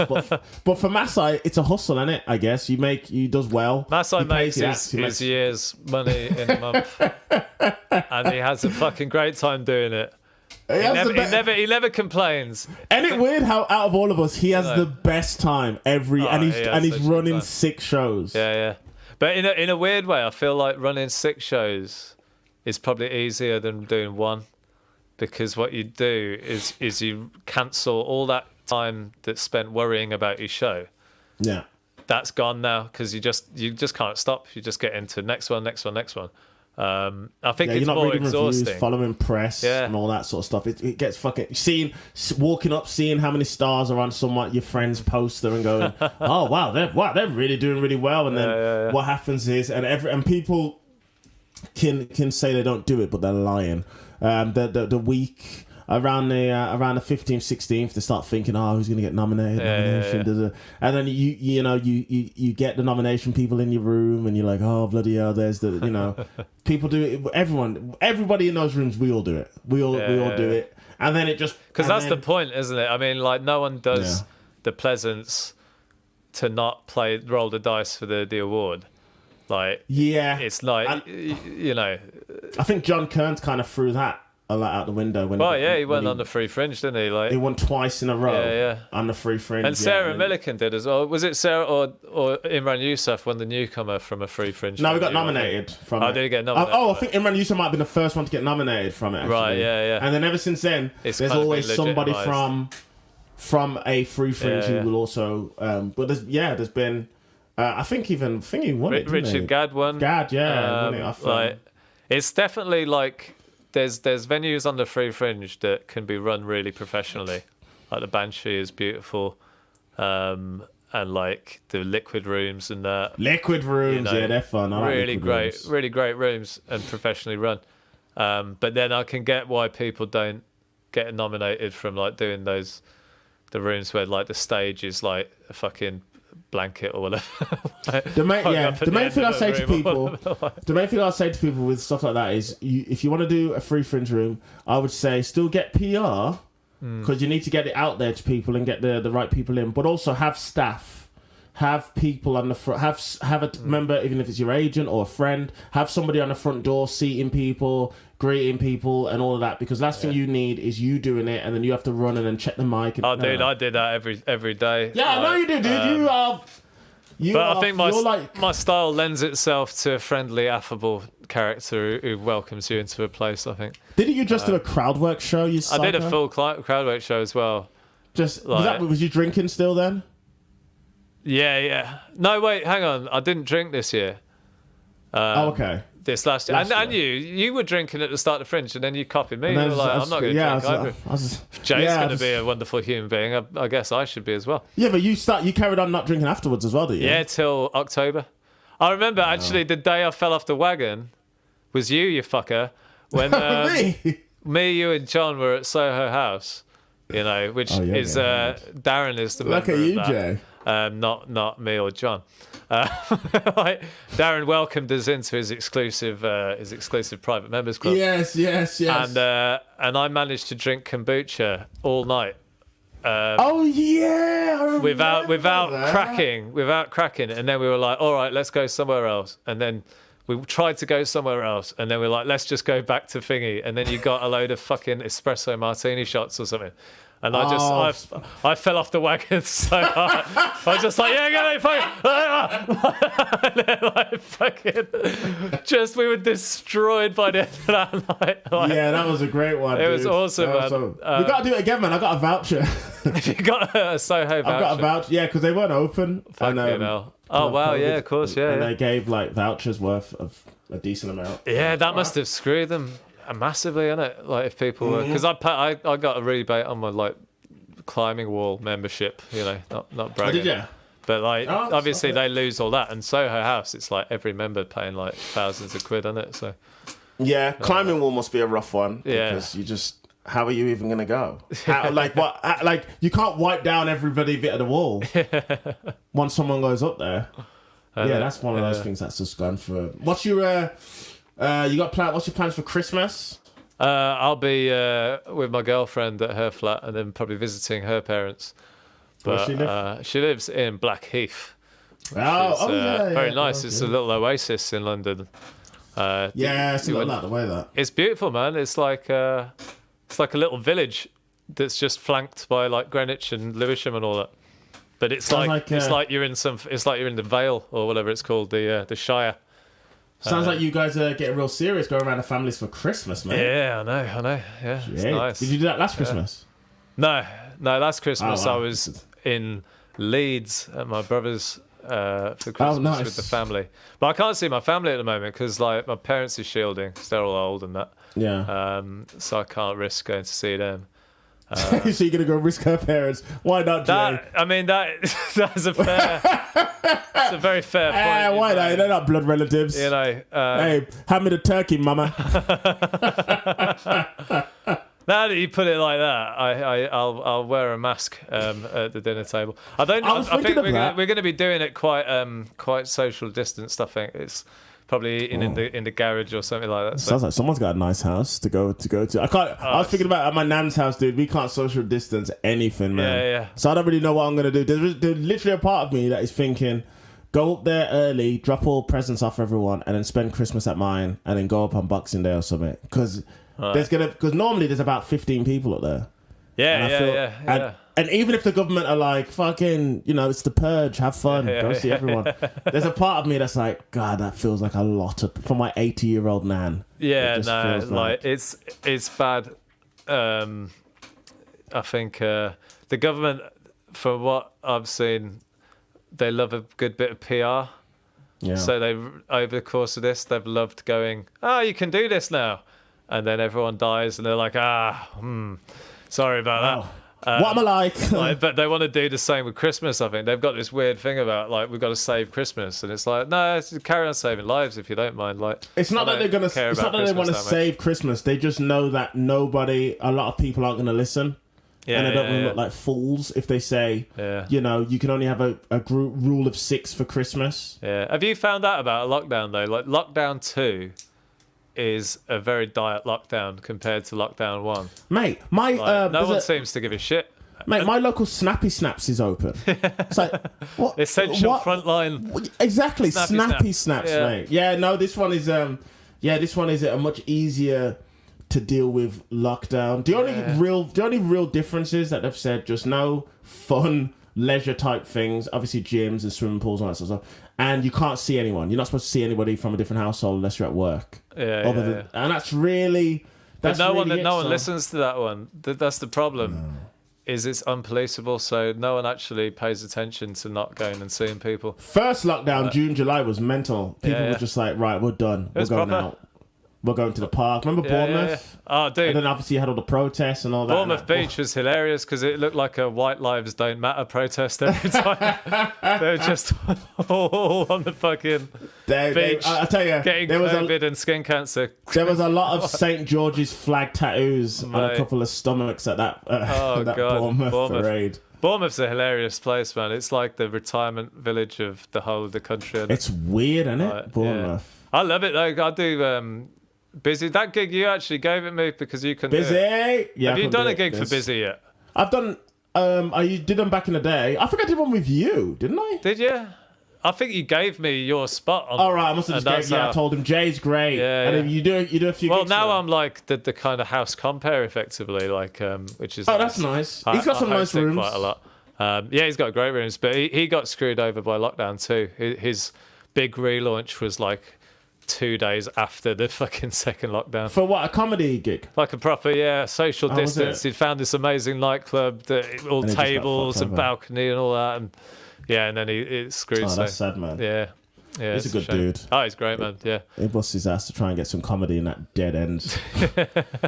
Bournemouth and Southampton. Bournemouth's actually, like, you look around the place and you think this is quite nice. Southampton, on the other hand, I was like, this is an actual genuine shithole. I did one for him where it looked like I was on a pier, and like I was doing comedy, and I looked behind me, and I was like, whoa! You could see all the sea, and it was like sand and all this, and I was like, you know what?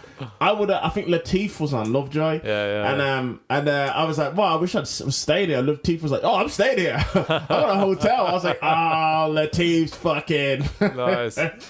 Oh, yeah, man. no, I need to go back down there and have a gap. We can't. Everything I'm like, I want to do something. I'm like, can we even do it now? Yeah, that's what's a bit weird about this current lockdown is like you can't do anything. There's nothing to do, but people are still out and about. They're like, it's like just defiantly, I'm going to walk around all day. Yeah.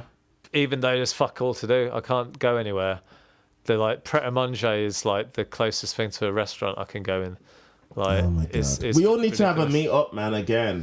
Yeah, I was thinking. I don't know how we're gonna do it though. Like we'd have to do it in Birmingham, I think, because I think everybody. Obviously, me, you, and Aaron are like close. Me and you and Aaron are close. Me and you and Aaron are in like a triangle. You're not in really, yeah. You're northwest. Aaron is, Aaron's like, yeah. So I'm cool, but I think Masai and all them and John, we'd have to do it in like a Birmingham. Is Christmas? Is Freddie doing his Christmas thing? I mean, I don't know. Like, it's one of those, isn't it? If it's normally January, isn't it? It's normally first Sunday of January. It all depends, doesn't it? That would be so much fun. But I don't think I think it'll be spring before that sort of restrictions lifted. Like, just going to a pub. Like going to a full pub with a bunch of people, randoms. But I was going to have people at the house, but if the government says so, I'll speak to Johnny when he's not on shift. I tell you, man, I got nothing but respect for John. Johnny P. It's him, Lauren Patterson, all those comics who, instead of fucking moaning, just went and got a job. Like, Johnny's a delivery boy for Tesco. Lauren worked in a cafe full time. It's like, it's smart. like, I respect those ones. It Because is if everybody online can't get a job, the government's not with the set. I get all of that shit, but if I didn't have money saved or whatever, or had work coming in, I would have probably got my security badge and just been like, okay, I've got to do this, and just try to work in the all those supermarket. sweet nightclub gigs you could have picked up as a security guard. Yeah, you'd have been fucking turning work down after the first week. Oh my god, I would have been in. I would have gone to Poundland again. But like, I really double unemployable. I know, really. Thank God work has come in. Jesus Christ, I'd be equally as fucked as a bouncer right now. Oh mate, I'm impressed with John doing work. And anyway, like, there's a bit of me that's like, you know what, it'd be worth getting a job just to have the job I had to get during lockdown material when I come back onto the circuit. I know. Like, I could do but you know, for a fact, as soon as, say, even December, if gigs come back and someone's like, oh, here's a gig, Jay, it pays a couple hundred, whatever, and then you're like, oh, I can't work Tuesday, and you go, well, ask the boss if you can get holiday, and as soon as they say no, you're like, I am out. It's not lasting, is it? It's not lasting. It's not, man. I don't. They know that. I've really become accustomed to being a feckless and lazy human being over the course of my life. But even before I was a comedian, my furniture business that I ran was geared around my own laziness taking precedence over like profitability and like, you know, turnover. Like, it was all about how good my life was, and like I'm not really ready to give that up at the moment. Although I think it's by April, so I'll be probably trying to find a flat for my girlfriend in April. Whoa! And as soon as that happens, it's like it's countdown till all of my fucking savings are on fire in a fucking heap. So wait a second, your girlfriend's a teacher, right? Yeah. Classic comic. Is that classic? Get with a teacher and live off the teacher. Oh no! Why you gallivant around trying to make it as a comedian? That's a classic, dude. You can't live off a teacher, mate. Not in fucking London. You're not gonna live off a teacher. What area are you gonna move to? Blackheath, I reckon, around there. Same Blackheath. Charlton, maybe, I don't know, but like that sort of sides, like southeast. It's cheap compared to everywhere else. Like, now southeast is alright. Yeah, that far out southeast is alright. You're in a good place where you can get a house, and it's not going to cost you a shitload, and you can get to London easy when you need to. Yeah, it's alright on the overground. Like central, like central. And that's it, yeah. So, but that will destroy all my money. So I'll need to be making money again by April. So I might get some shitty job. I don't know what my CV is non-existent.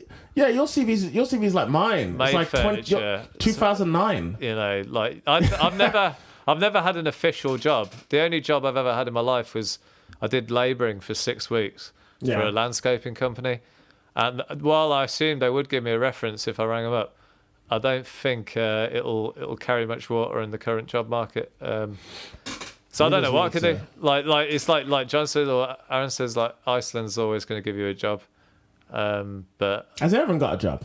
Aaron already has a job. He's like works for the police. Oh, is he still doing that? I thought it was like a lawyery type. Yeah, he's got a good job. Maybe he left. I don't know. But he had a real like human being job, like a grown-up job. Yeah, he had a real like better than us kind of job. Yeah. I've never had a.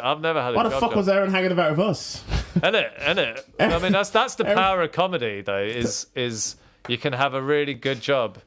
Dude, and be really happy and secure, and still I'm going to drop this. Like, dude, we all come together. Make more than you can have a guy that looks like you, a guy that looks like me, a guy in a fucking cowboy hat and sandals, all hanging together, and you go, "What's the thing that bonds them? It's either comedy or cocaine." That's it. That's the only thing these three guys are together, dude. It just brings people. The amount of people I hung out with in comedy, and I'm like, we would never have met. No, exactly. Like, there's no way in hell we would ever have this kind of a bond, but it's just. Well, that's the bond, and that's I think why you were furious with Tom, with TR.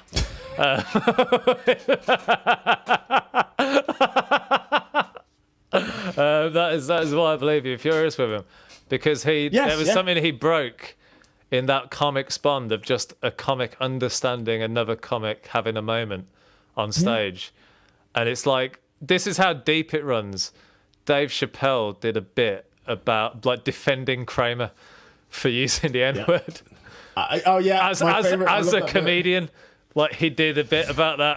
Like Niggas having a tough set. yeah, exactly. Hang in there, Kramer. Like, Hang in there, you get that, Kramer. like, So funny. You know, and that's really summed up the truth of like, that bond that comedians have.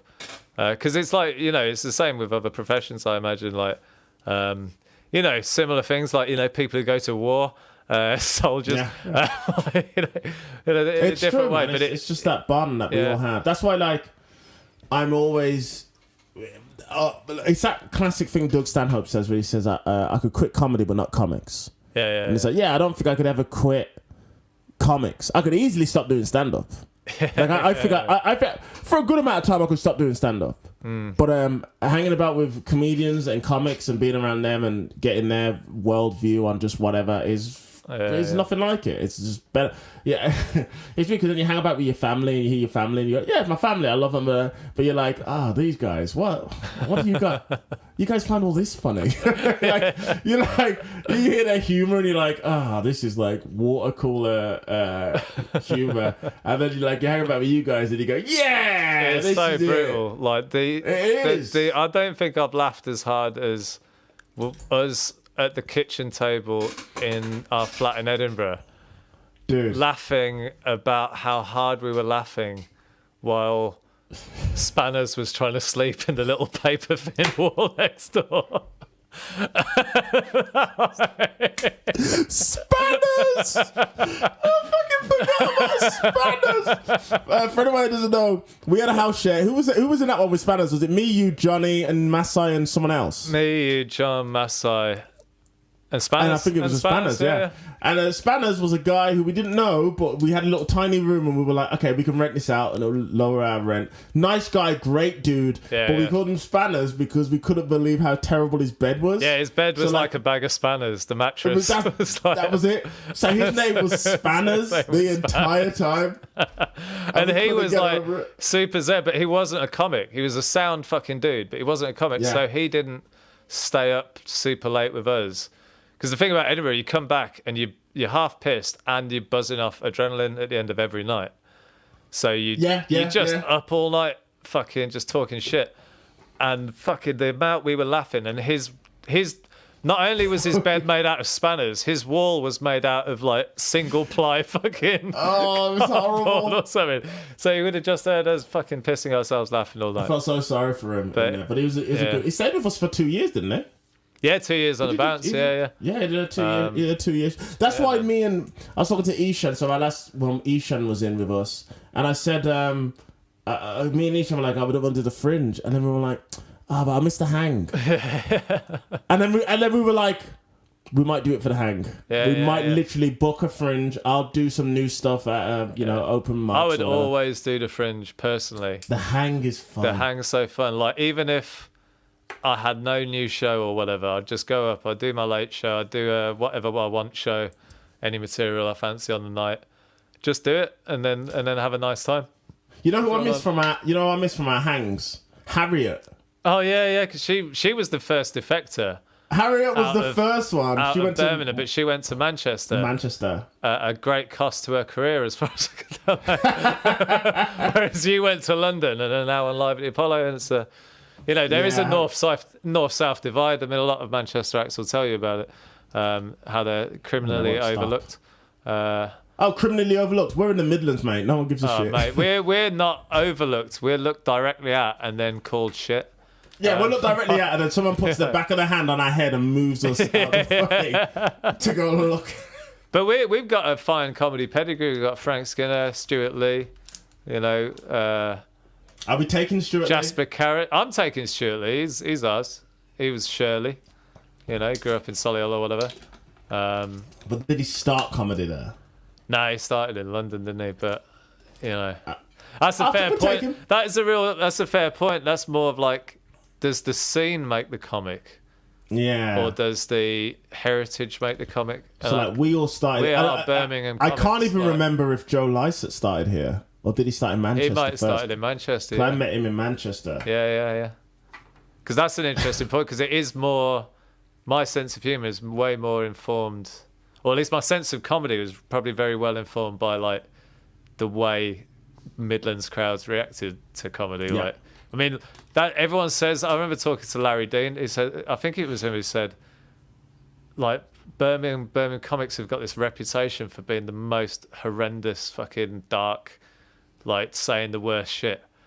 Like, oh, really? Yeah, like just like me, like Masai and that, like the deaf uncle joke. And all that. God, yeah, Masai's like just yeah, outrageously like fucking over the top dark jokes. Funny. And then I think about it, and I go, oh, what connects us all? It's like, oh yeah, all of us played Hollybush constantly, and that rewarded darkness over everything else. Darkness I also think we all influenced each other. Yeah, in that sense, where we were all just kind of, we always had some sort of jokes about each other. And it just, yeah, we all kind of reveled in it. And then we also really enjoyed, like, laughing at other people in it who tried to be in it as well. There was always something, like, somebody would have a story of some act that we gigged with who did something, and we'd all just be like, oh, fuck it. Oh, yeah. And we barely had, like, a 5 minutes. Like, our favourite stories are always awful things that people did. Like, that's why Masai's the king, because he's, like, he does the most awful things both on and off stage, like to Masai. like, Are you getting Masai on this? Oh, of course. Like it's I feel like be... I feel like he wouldn't know how to set it up. It'd be a nightmare. Get so you'd probably have to meet Masai. One of like Masai's best, like one of the best ever podcasts I've ever heard in my life was when I think it was either you, Mas, and Freddie. Yeah, at Masai's house. Harriott and Freddie. Was it you, Mas? And it was called like Welcome to the Zoo or something like that. Yeah, it was me, Mas, Freddie, and I think Love Dev. And Masai told a collection of piss stories about how he'd pissed in inappropriate places. Yeah. And I still haven't heard any podcast better than that. Dude, that was 10 years ago. That was 10 years ago. None of you were professional comedians. No. Masai, just all you had to do is press play on Masai's behaviour. Oh. And it was the funniest fucking thing I've ever heard. I remember I was using power tools making furniture, and I had to stop making furniture listening to the podcast, like because I would fucking chop my hand off or something laughing. Dude, we were all howling at Masai's telly. He had a telly from the 50s. It had like a round aerial on the top. Did it have like a knob to clunk, clunk, clunk? Dude, it had, you know, like a cooker dial. Yeah, to switch the channels. Clunk, clunk, clunk. And then all the piss bottles. Oh mate, did he have filled with piss? Yeah, about 5. See, this is where people don't understand. Like, from what you you've say heard, that, yeah. You say that, people be like, "Well, Masai's clearly a serial killer of some variety, or a psychopath." Or he's the loveliest, nicest, funniest human being. Who this is how nice Masai is, like right? To walk to the toilet at night, and so this is how nice Masai is. Masai was staying with us. Masai's always stayed with us when we've done Edinburgh. I think this might be like the like 3 years in a row we've all stayed together. 3 in a row. Masai doesn't do any housework. He doesn't tidy up. Masai will literally instead of using a plate last day. No, he doesn't. He doesn't. Last day. and then like. Even like, so we had Faye staying with us this year, and I said to Faye, Faye, Masai doesn't do any housework. He doesn't tidy up. He will literally cut tomatoes on an oven because there's no room anywhere. He'll just leave it, and he'll leave the knife on the oven. He's a mess. And then Faye's like, well, okay. How could we keep him? And I said, oh, he's the best. I was like, oh yeah, we keep Masai. He's the best. He's the best person. He doesn't do any housework, but it's fine. It's Masai. He's the only one who's like, I remember me and Johnny P one year were just constantly cleaning the kitchen. Masai would leave it a mess, and we're just like, yeah, but it's Masai in it. Like, it's the number of things, like when he drank all your beer. Or Johnny's beer. And Johnny was like, who drank all my beer? And Masai was like, oh, that beer, I thought that was fridge beers. So like, he just invented this concept of beers that are in the fridge are free to be drunk. It was just fridge beers. That was it. Everything was fridge. That's just fridge ham. And then you'd see him in the morning walking into the shower with a beer. And you'd be like, Masai, why are you fucking walking into the shower? Oh my God! It's like, I'm on holiday. And it's like, no, you're not, Masai. Like, I remember that Masai went into the shower with a beer. Every and then we're like, Masai, what are you doing? And he was just like, I'm on, it's a holiday.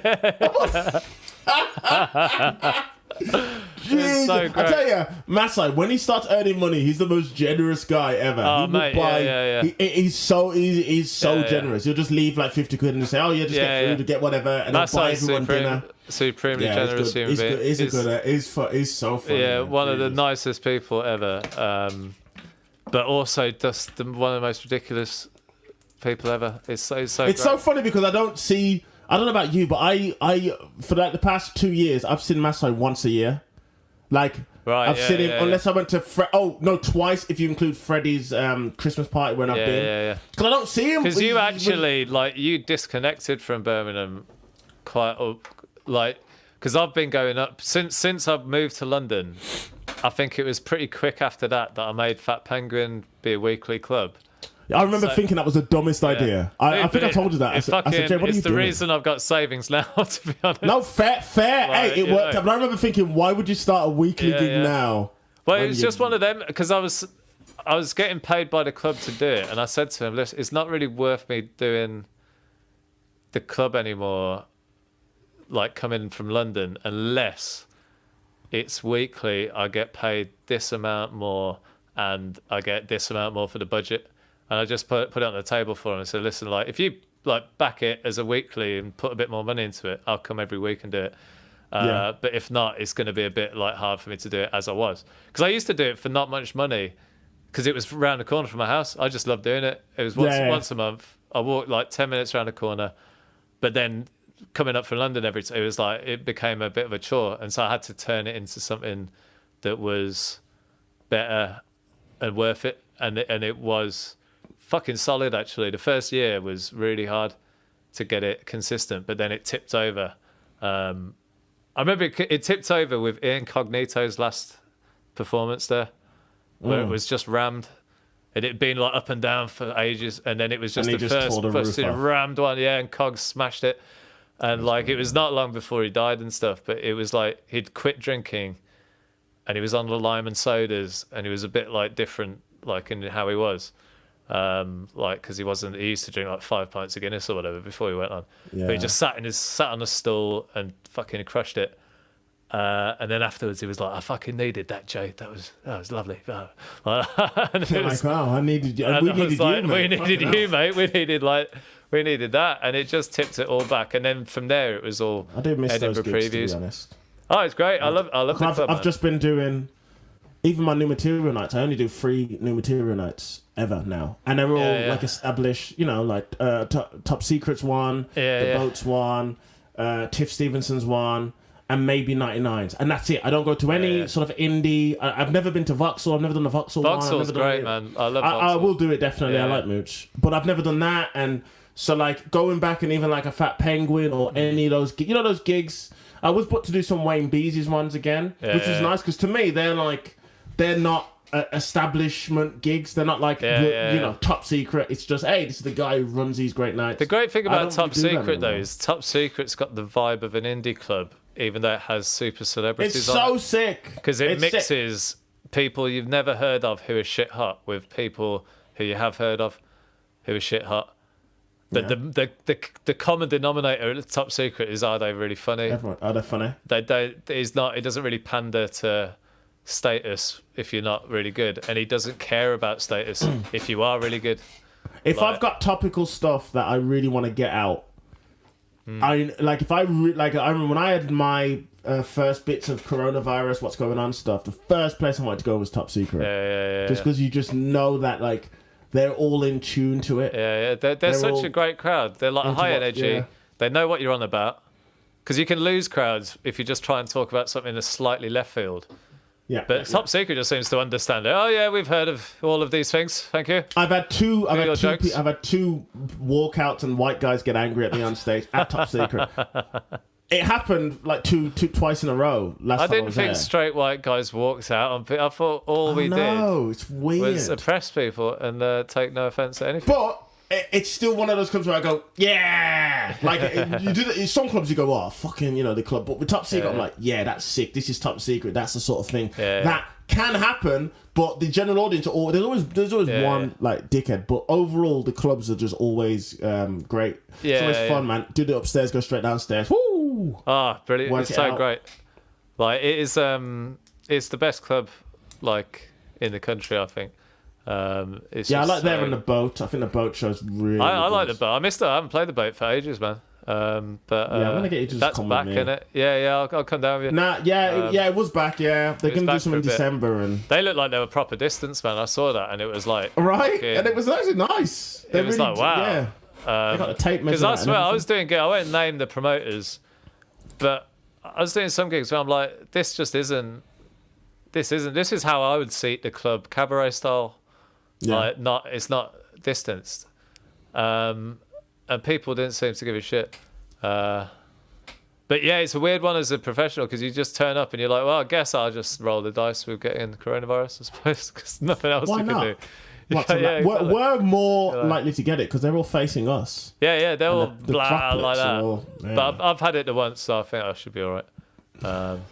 Let's hope. Yeah, you'll be fine. Yeah. You're all right. Yeah, man. But yeah, hopefully it'll all kick back off and everything will be sweet. And yeah, we'll be good. You know, we'll get. Can you imagine all the corona hack? Oh.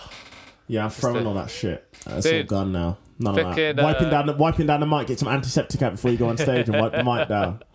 Can't be sure. I love seeing those things bomb. There was a few times when people they'd like wear a mask onto the stage, expecting everyone to be like, "Oh, that's so funny," and then they just have to take it off and just do their act. I'm gonna try not to mention anything to do with coronavirus next time I get back. Yeah, once I get back on it. I wasn't too fussed about. I don't tend to enjoy writing topical material anyway. But yeah, the corona jokes. It was like everyone's read these jokes a million times on Twitter because that's all you've been able to do. And everybody wanted to go first, so they didn't drain the well. Yeah, the only guy I saw, Sean Walsh, had a fucking solid 10 odd minutes of fucking brilliant corona material, all like perfectly relatable observational stuff that everyone in the room was just like, yes, we do that. Yeah, it's everything that happened to me. Like, it was like so good. And then I was watching that going, what's the fucking part? I don't need to write any. Let Sean have he's got the corona chunk. And let him do it. Let him keep the corona bit. They don't need my take on corona. They've got Sean's. It's fine. But yeah, no, it'll be all right. I hope. Yeah, we'll be fine. We'll be fine. We'll just get through this year. I swear, 2021 will be things. I think things will start to get back to normal in the middle of the year. I think things will feel normal. Yeah. Like it will get slowly better. I think January still be like quite rough. I think there's still going to be a tail end of loads of people dying January, February.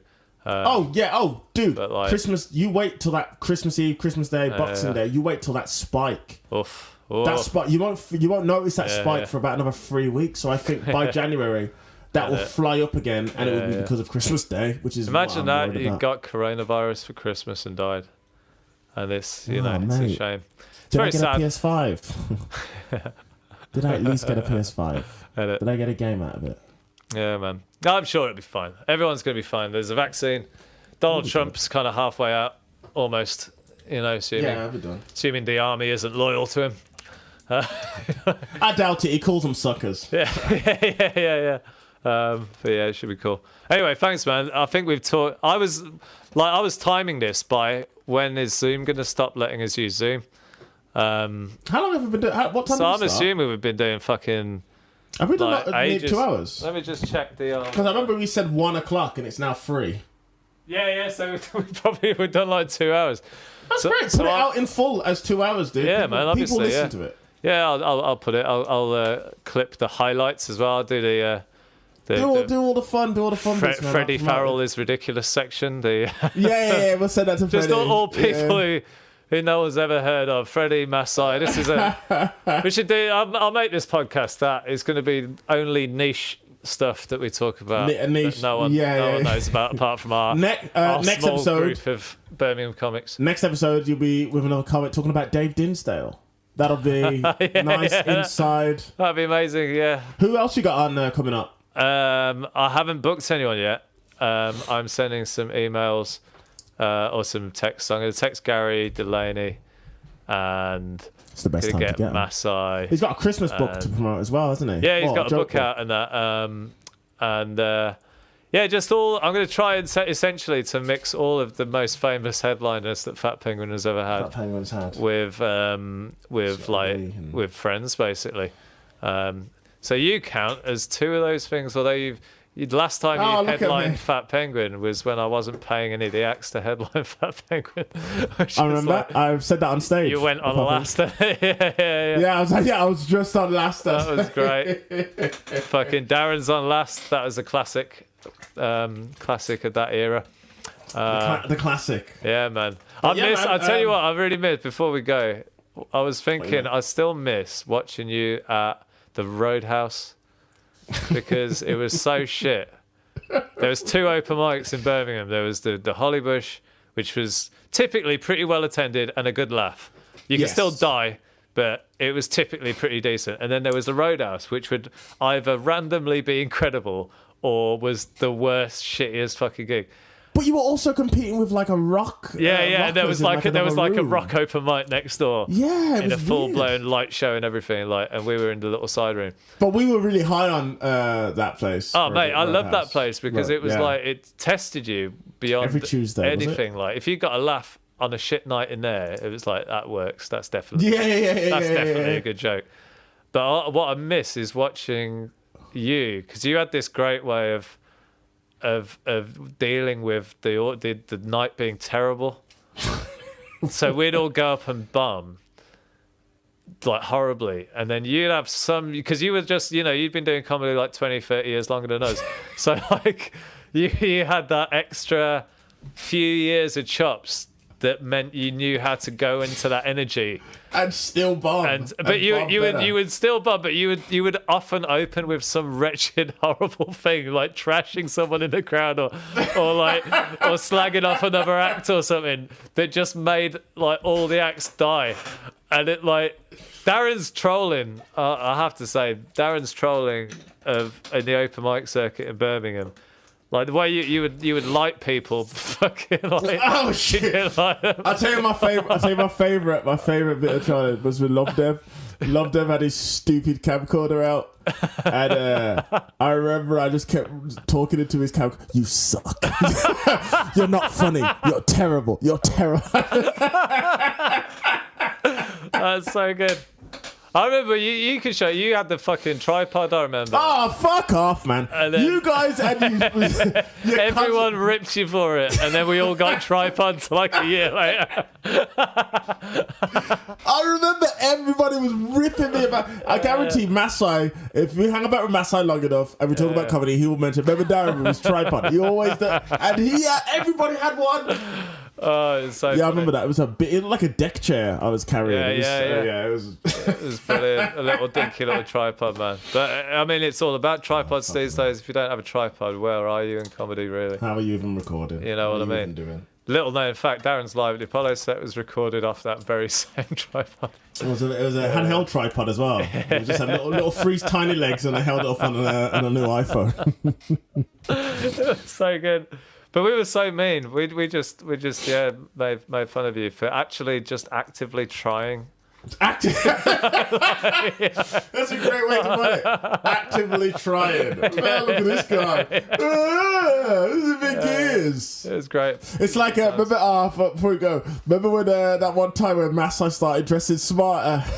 Remember when Masai wore a cardigan and we're like, what the fuck? But Masai is ripped jeans, old t-shirt. But Masai wore a cardigan and a button shirt, and we were like, "What is going?" I'm just trying to dress smarter, and try.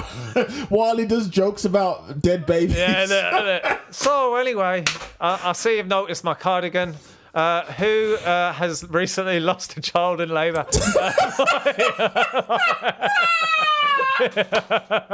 Was that a bereavement? Yeah. Any bereavements in? Okay. But no, you've reminded me of that one of my most painful memories, which you're also a part of. I know what you're gonna say. The first ever gig. First gig you were you wearing a suit, mate. Yeah. It was at the Yum Cafe in the Custard Factory in Digbeth.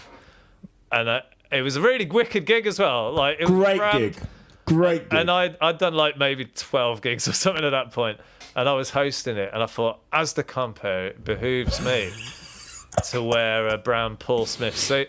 And but the thing is, I still had my same head, so I was like, it was like this really nice suit with my head on top of it. and like it just was wrong. Everything was wrong about it. And then you came on and went, fucking Jay looks like a pallbearer, and everyone's like, yeah, he does. And then I have to get on again and again and again, like feeling like a cunt. I just didn't get why he was wearing this big brown suit. It was so that's weird. That's what I'm talking about with comics' minds. Oh, fuck it up. Like when you start in comedy, you don't know what the fuck is going on. It's true. And like it's that sort of thing. It's like, well, I'm running a gig and I'm going to be the compere. So maybe if I wear a suit, it'll be. And it did nothing. Like. Remember when Adam Chivers was like 14? Yeah. And he started wearing a full suit. Did he? His 14-year-old wearing his dad used to take him to gigs. Oh, he doesn't do comedy anymore, and he'd wear a full suit, and we were like, "What are you doing, mate? You're 14." Yeah. But that's how you just thought you had to dress. There's to a do few comedy. people like that though. There's a few comics who kind of lean into that being smart. Yeah. But there's like, for me anyway, I don't think I'll ever suit wearing a suit on stage. I'm quite casual sort of human being. It's all status, isn't it, man? It's how you are on stage in terms of your status and how you dress. Well, it's all very much linked. Yeah. It's like how like is that first thing of like they judge you in the first 10 seconds before you've even said anything. So what is it? If you wear a suit and you've got fucking Jesus' head sticking out of it, they're going to think, why is he wearing a suit? Who did he get that rather from? than what's a smart looking young man? Like, yeah, exactly. Who died? Yeah, exactly. Has he just come from a funeral? What's should we laugh? Should we clap? Should we? You had definite like manager of a funeral director's vibe. It was a poor great choice. gig though, mate. Great gig. It was a great gig, and then they didn't do another one, which really gutted me. Yeah, that was because I was thinking that is going to be. We'll be doing that every month for however long. How long? I was really excited about it, and then they just didn't. I think they cancelled. Well, we booked one, and then they cancelled it. Do you remember who else was on that night? There's another guy who stopped, Jay. Something. Jay. He was quite tall, and he was quite good. And his name was Jay something. I don't know. And also, I can't remember. I think Dev might have been on. Love Dev? I feel like Love Dev was on, yeah. And you were on. And I reckon I could probably find the old poster to it or something somewhere. But it was a really... What year was that? It would have been 2011. 2011. Yeah. Yeah, I was about 22 maybe. Yeah. So you were young scamp Darren Harriott instead of old grizzly Darren Harriott. Still a young scamp, mate. How old are you? 31? 32 now. 30. Oh, dude, you're 1 year away from when even it's like that's it. 33. That's no longer. You don't even have an age anymore until you're 40. Until you're 40, yeah. But just I can't wait. by. I want to be 40 because I want to be just legitimately the other side of it all. I don't want to be in this horrible no man's land of the 30s. Like I want to be. I think Mass is 40 next year, isn't he? Yeah. Fucking hell, I remember Mass. God willing. Sorry. God willing. God willing. Yeah. Touch wood. Sorry, touch wood. Yeah. Technically, that is 75 for Mass. Yeah, in Masai, Mass is like a black kid from Chicago. Yeah. Masai lives so unhealthily, but he keeps it together well, doesn't he? He's not fat. He does. No, he doesn't. But he doesn't eat. But he doesn't. He just has one meal a day. I see, a cup of breakfast. Yeah, and a beer in the shower. Yeah. Hey Jay, I gotta go. Yeah, nice one, man. Well, I've kept your time even more than I. But this is great. No, it's great, man. It's definitely a fun chat down memory lane. Wicked, excellent. And I'll say this on the podcast. I'm fine with everything. Yeah. Nothing needs to be edited because people always message you afterwards and they go, "Do you want us to take out this or beep this?" No, I don't care. Just keep it all in. It's fun. Yeah, no, exactly. Yeah, it's a nice long form chat. I cannot be asked to edit it. Yeah, I don't know, right? I don't know why I'm asking you. I really don't want to. I don't know why I expected you to ask me. Yeah, no. Do you not want me to put... I mean, if anyone should be asking us to edit this podcast, it's Masai and Freddie, to be honest. In fairness. and Tom Roach. Oh, you fucking... I didn't say the R word. Who cares? Oh, my God. Wow. Crossed the line, Darren. Fucking hell. I know. Well, if they listened all the way here, they would know. Actually, yeah. I might put that at the start. That's a nice little treat. Yeah. If you you won't believe who the guy is that Darren was referring to. In fairness, though, he's a good egg because he did realize it wasn't for him. Yeah, and then he's got a nice family now, and he's much happier, and that's good for him. But I just remember that particular moment always stuck with me, and I thought I'd never put myself in that position again. Yeah, it's a team one, and I think comics, like you just sometimes you do what you do, and you didn't even like scuttle the gig. That's the hilarious thing. You just did well in a way he didn't approve of. But you know, if you want to put your point forward, Tom Roach, you can come on the Fat Penguin podcast, and we can start some online beef with. God. I don't want to get a DM from him now. That'd be amazing. That'd be so good. That's what the internet would be when I'll get like 2 viewers, and one of them will be Tom Roach. That'll be it. He'll be like, "Oh, Darren Harriott, I'll remember him fondly." Click. He was a cunt. Right, cool, my battery's literally about to cut out, Jay. Jay, this has been great as always, man. Yeah, nice one. I'll see you later. Take care. See you on the other side, man. Bud. Take care. Man. See you later. Ciao. So that is the end of the episode. I certainly enjoyed myself. I was there. You might have noticed I was there for the whole thing. And, I was inside. You just listened. Yeah, but I listened and I spoke, which was cool. I really enjoyed that aspect of the podcast. I hope you enjoyed the listening. If you really enjoyed the listening, maybe keep your eye out for the next one, which should hopefully be in about a week. I'll sort a guest for that out post-haste and update you via the social media channels that you no doubt found out about this podcast from in the first place.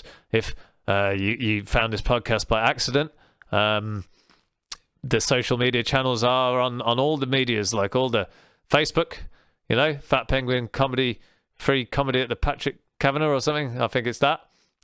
Twitter, @ThatFatPenguin. Instagram, the useless Instagram is Fat Penguin Comedy. Yeah? Why not follow us on that? Pointless fucking platform. What else have we got? I don't know. Website, fatpenguincomedyclub.weebly.com. So you just keep an eye out. You've found us once, you will find us again. I'm sure you know more than I about how to find the podcast. I just made one. All right, you found it. If you found this by yourself, then you can find it again by yourself. I refuse to patronize you any more than I already have.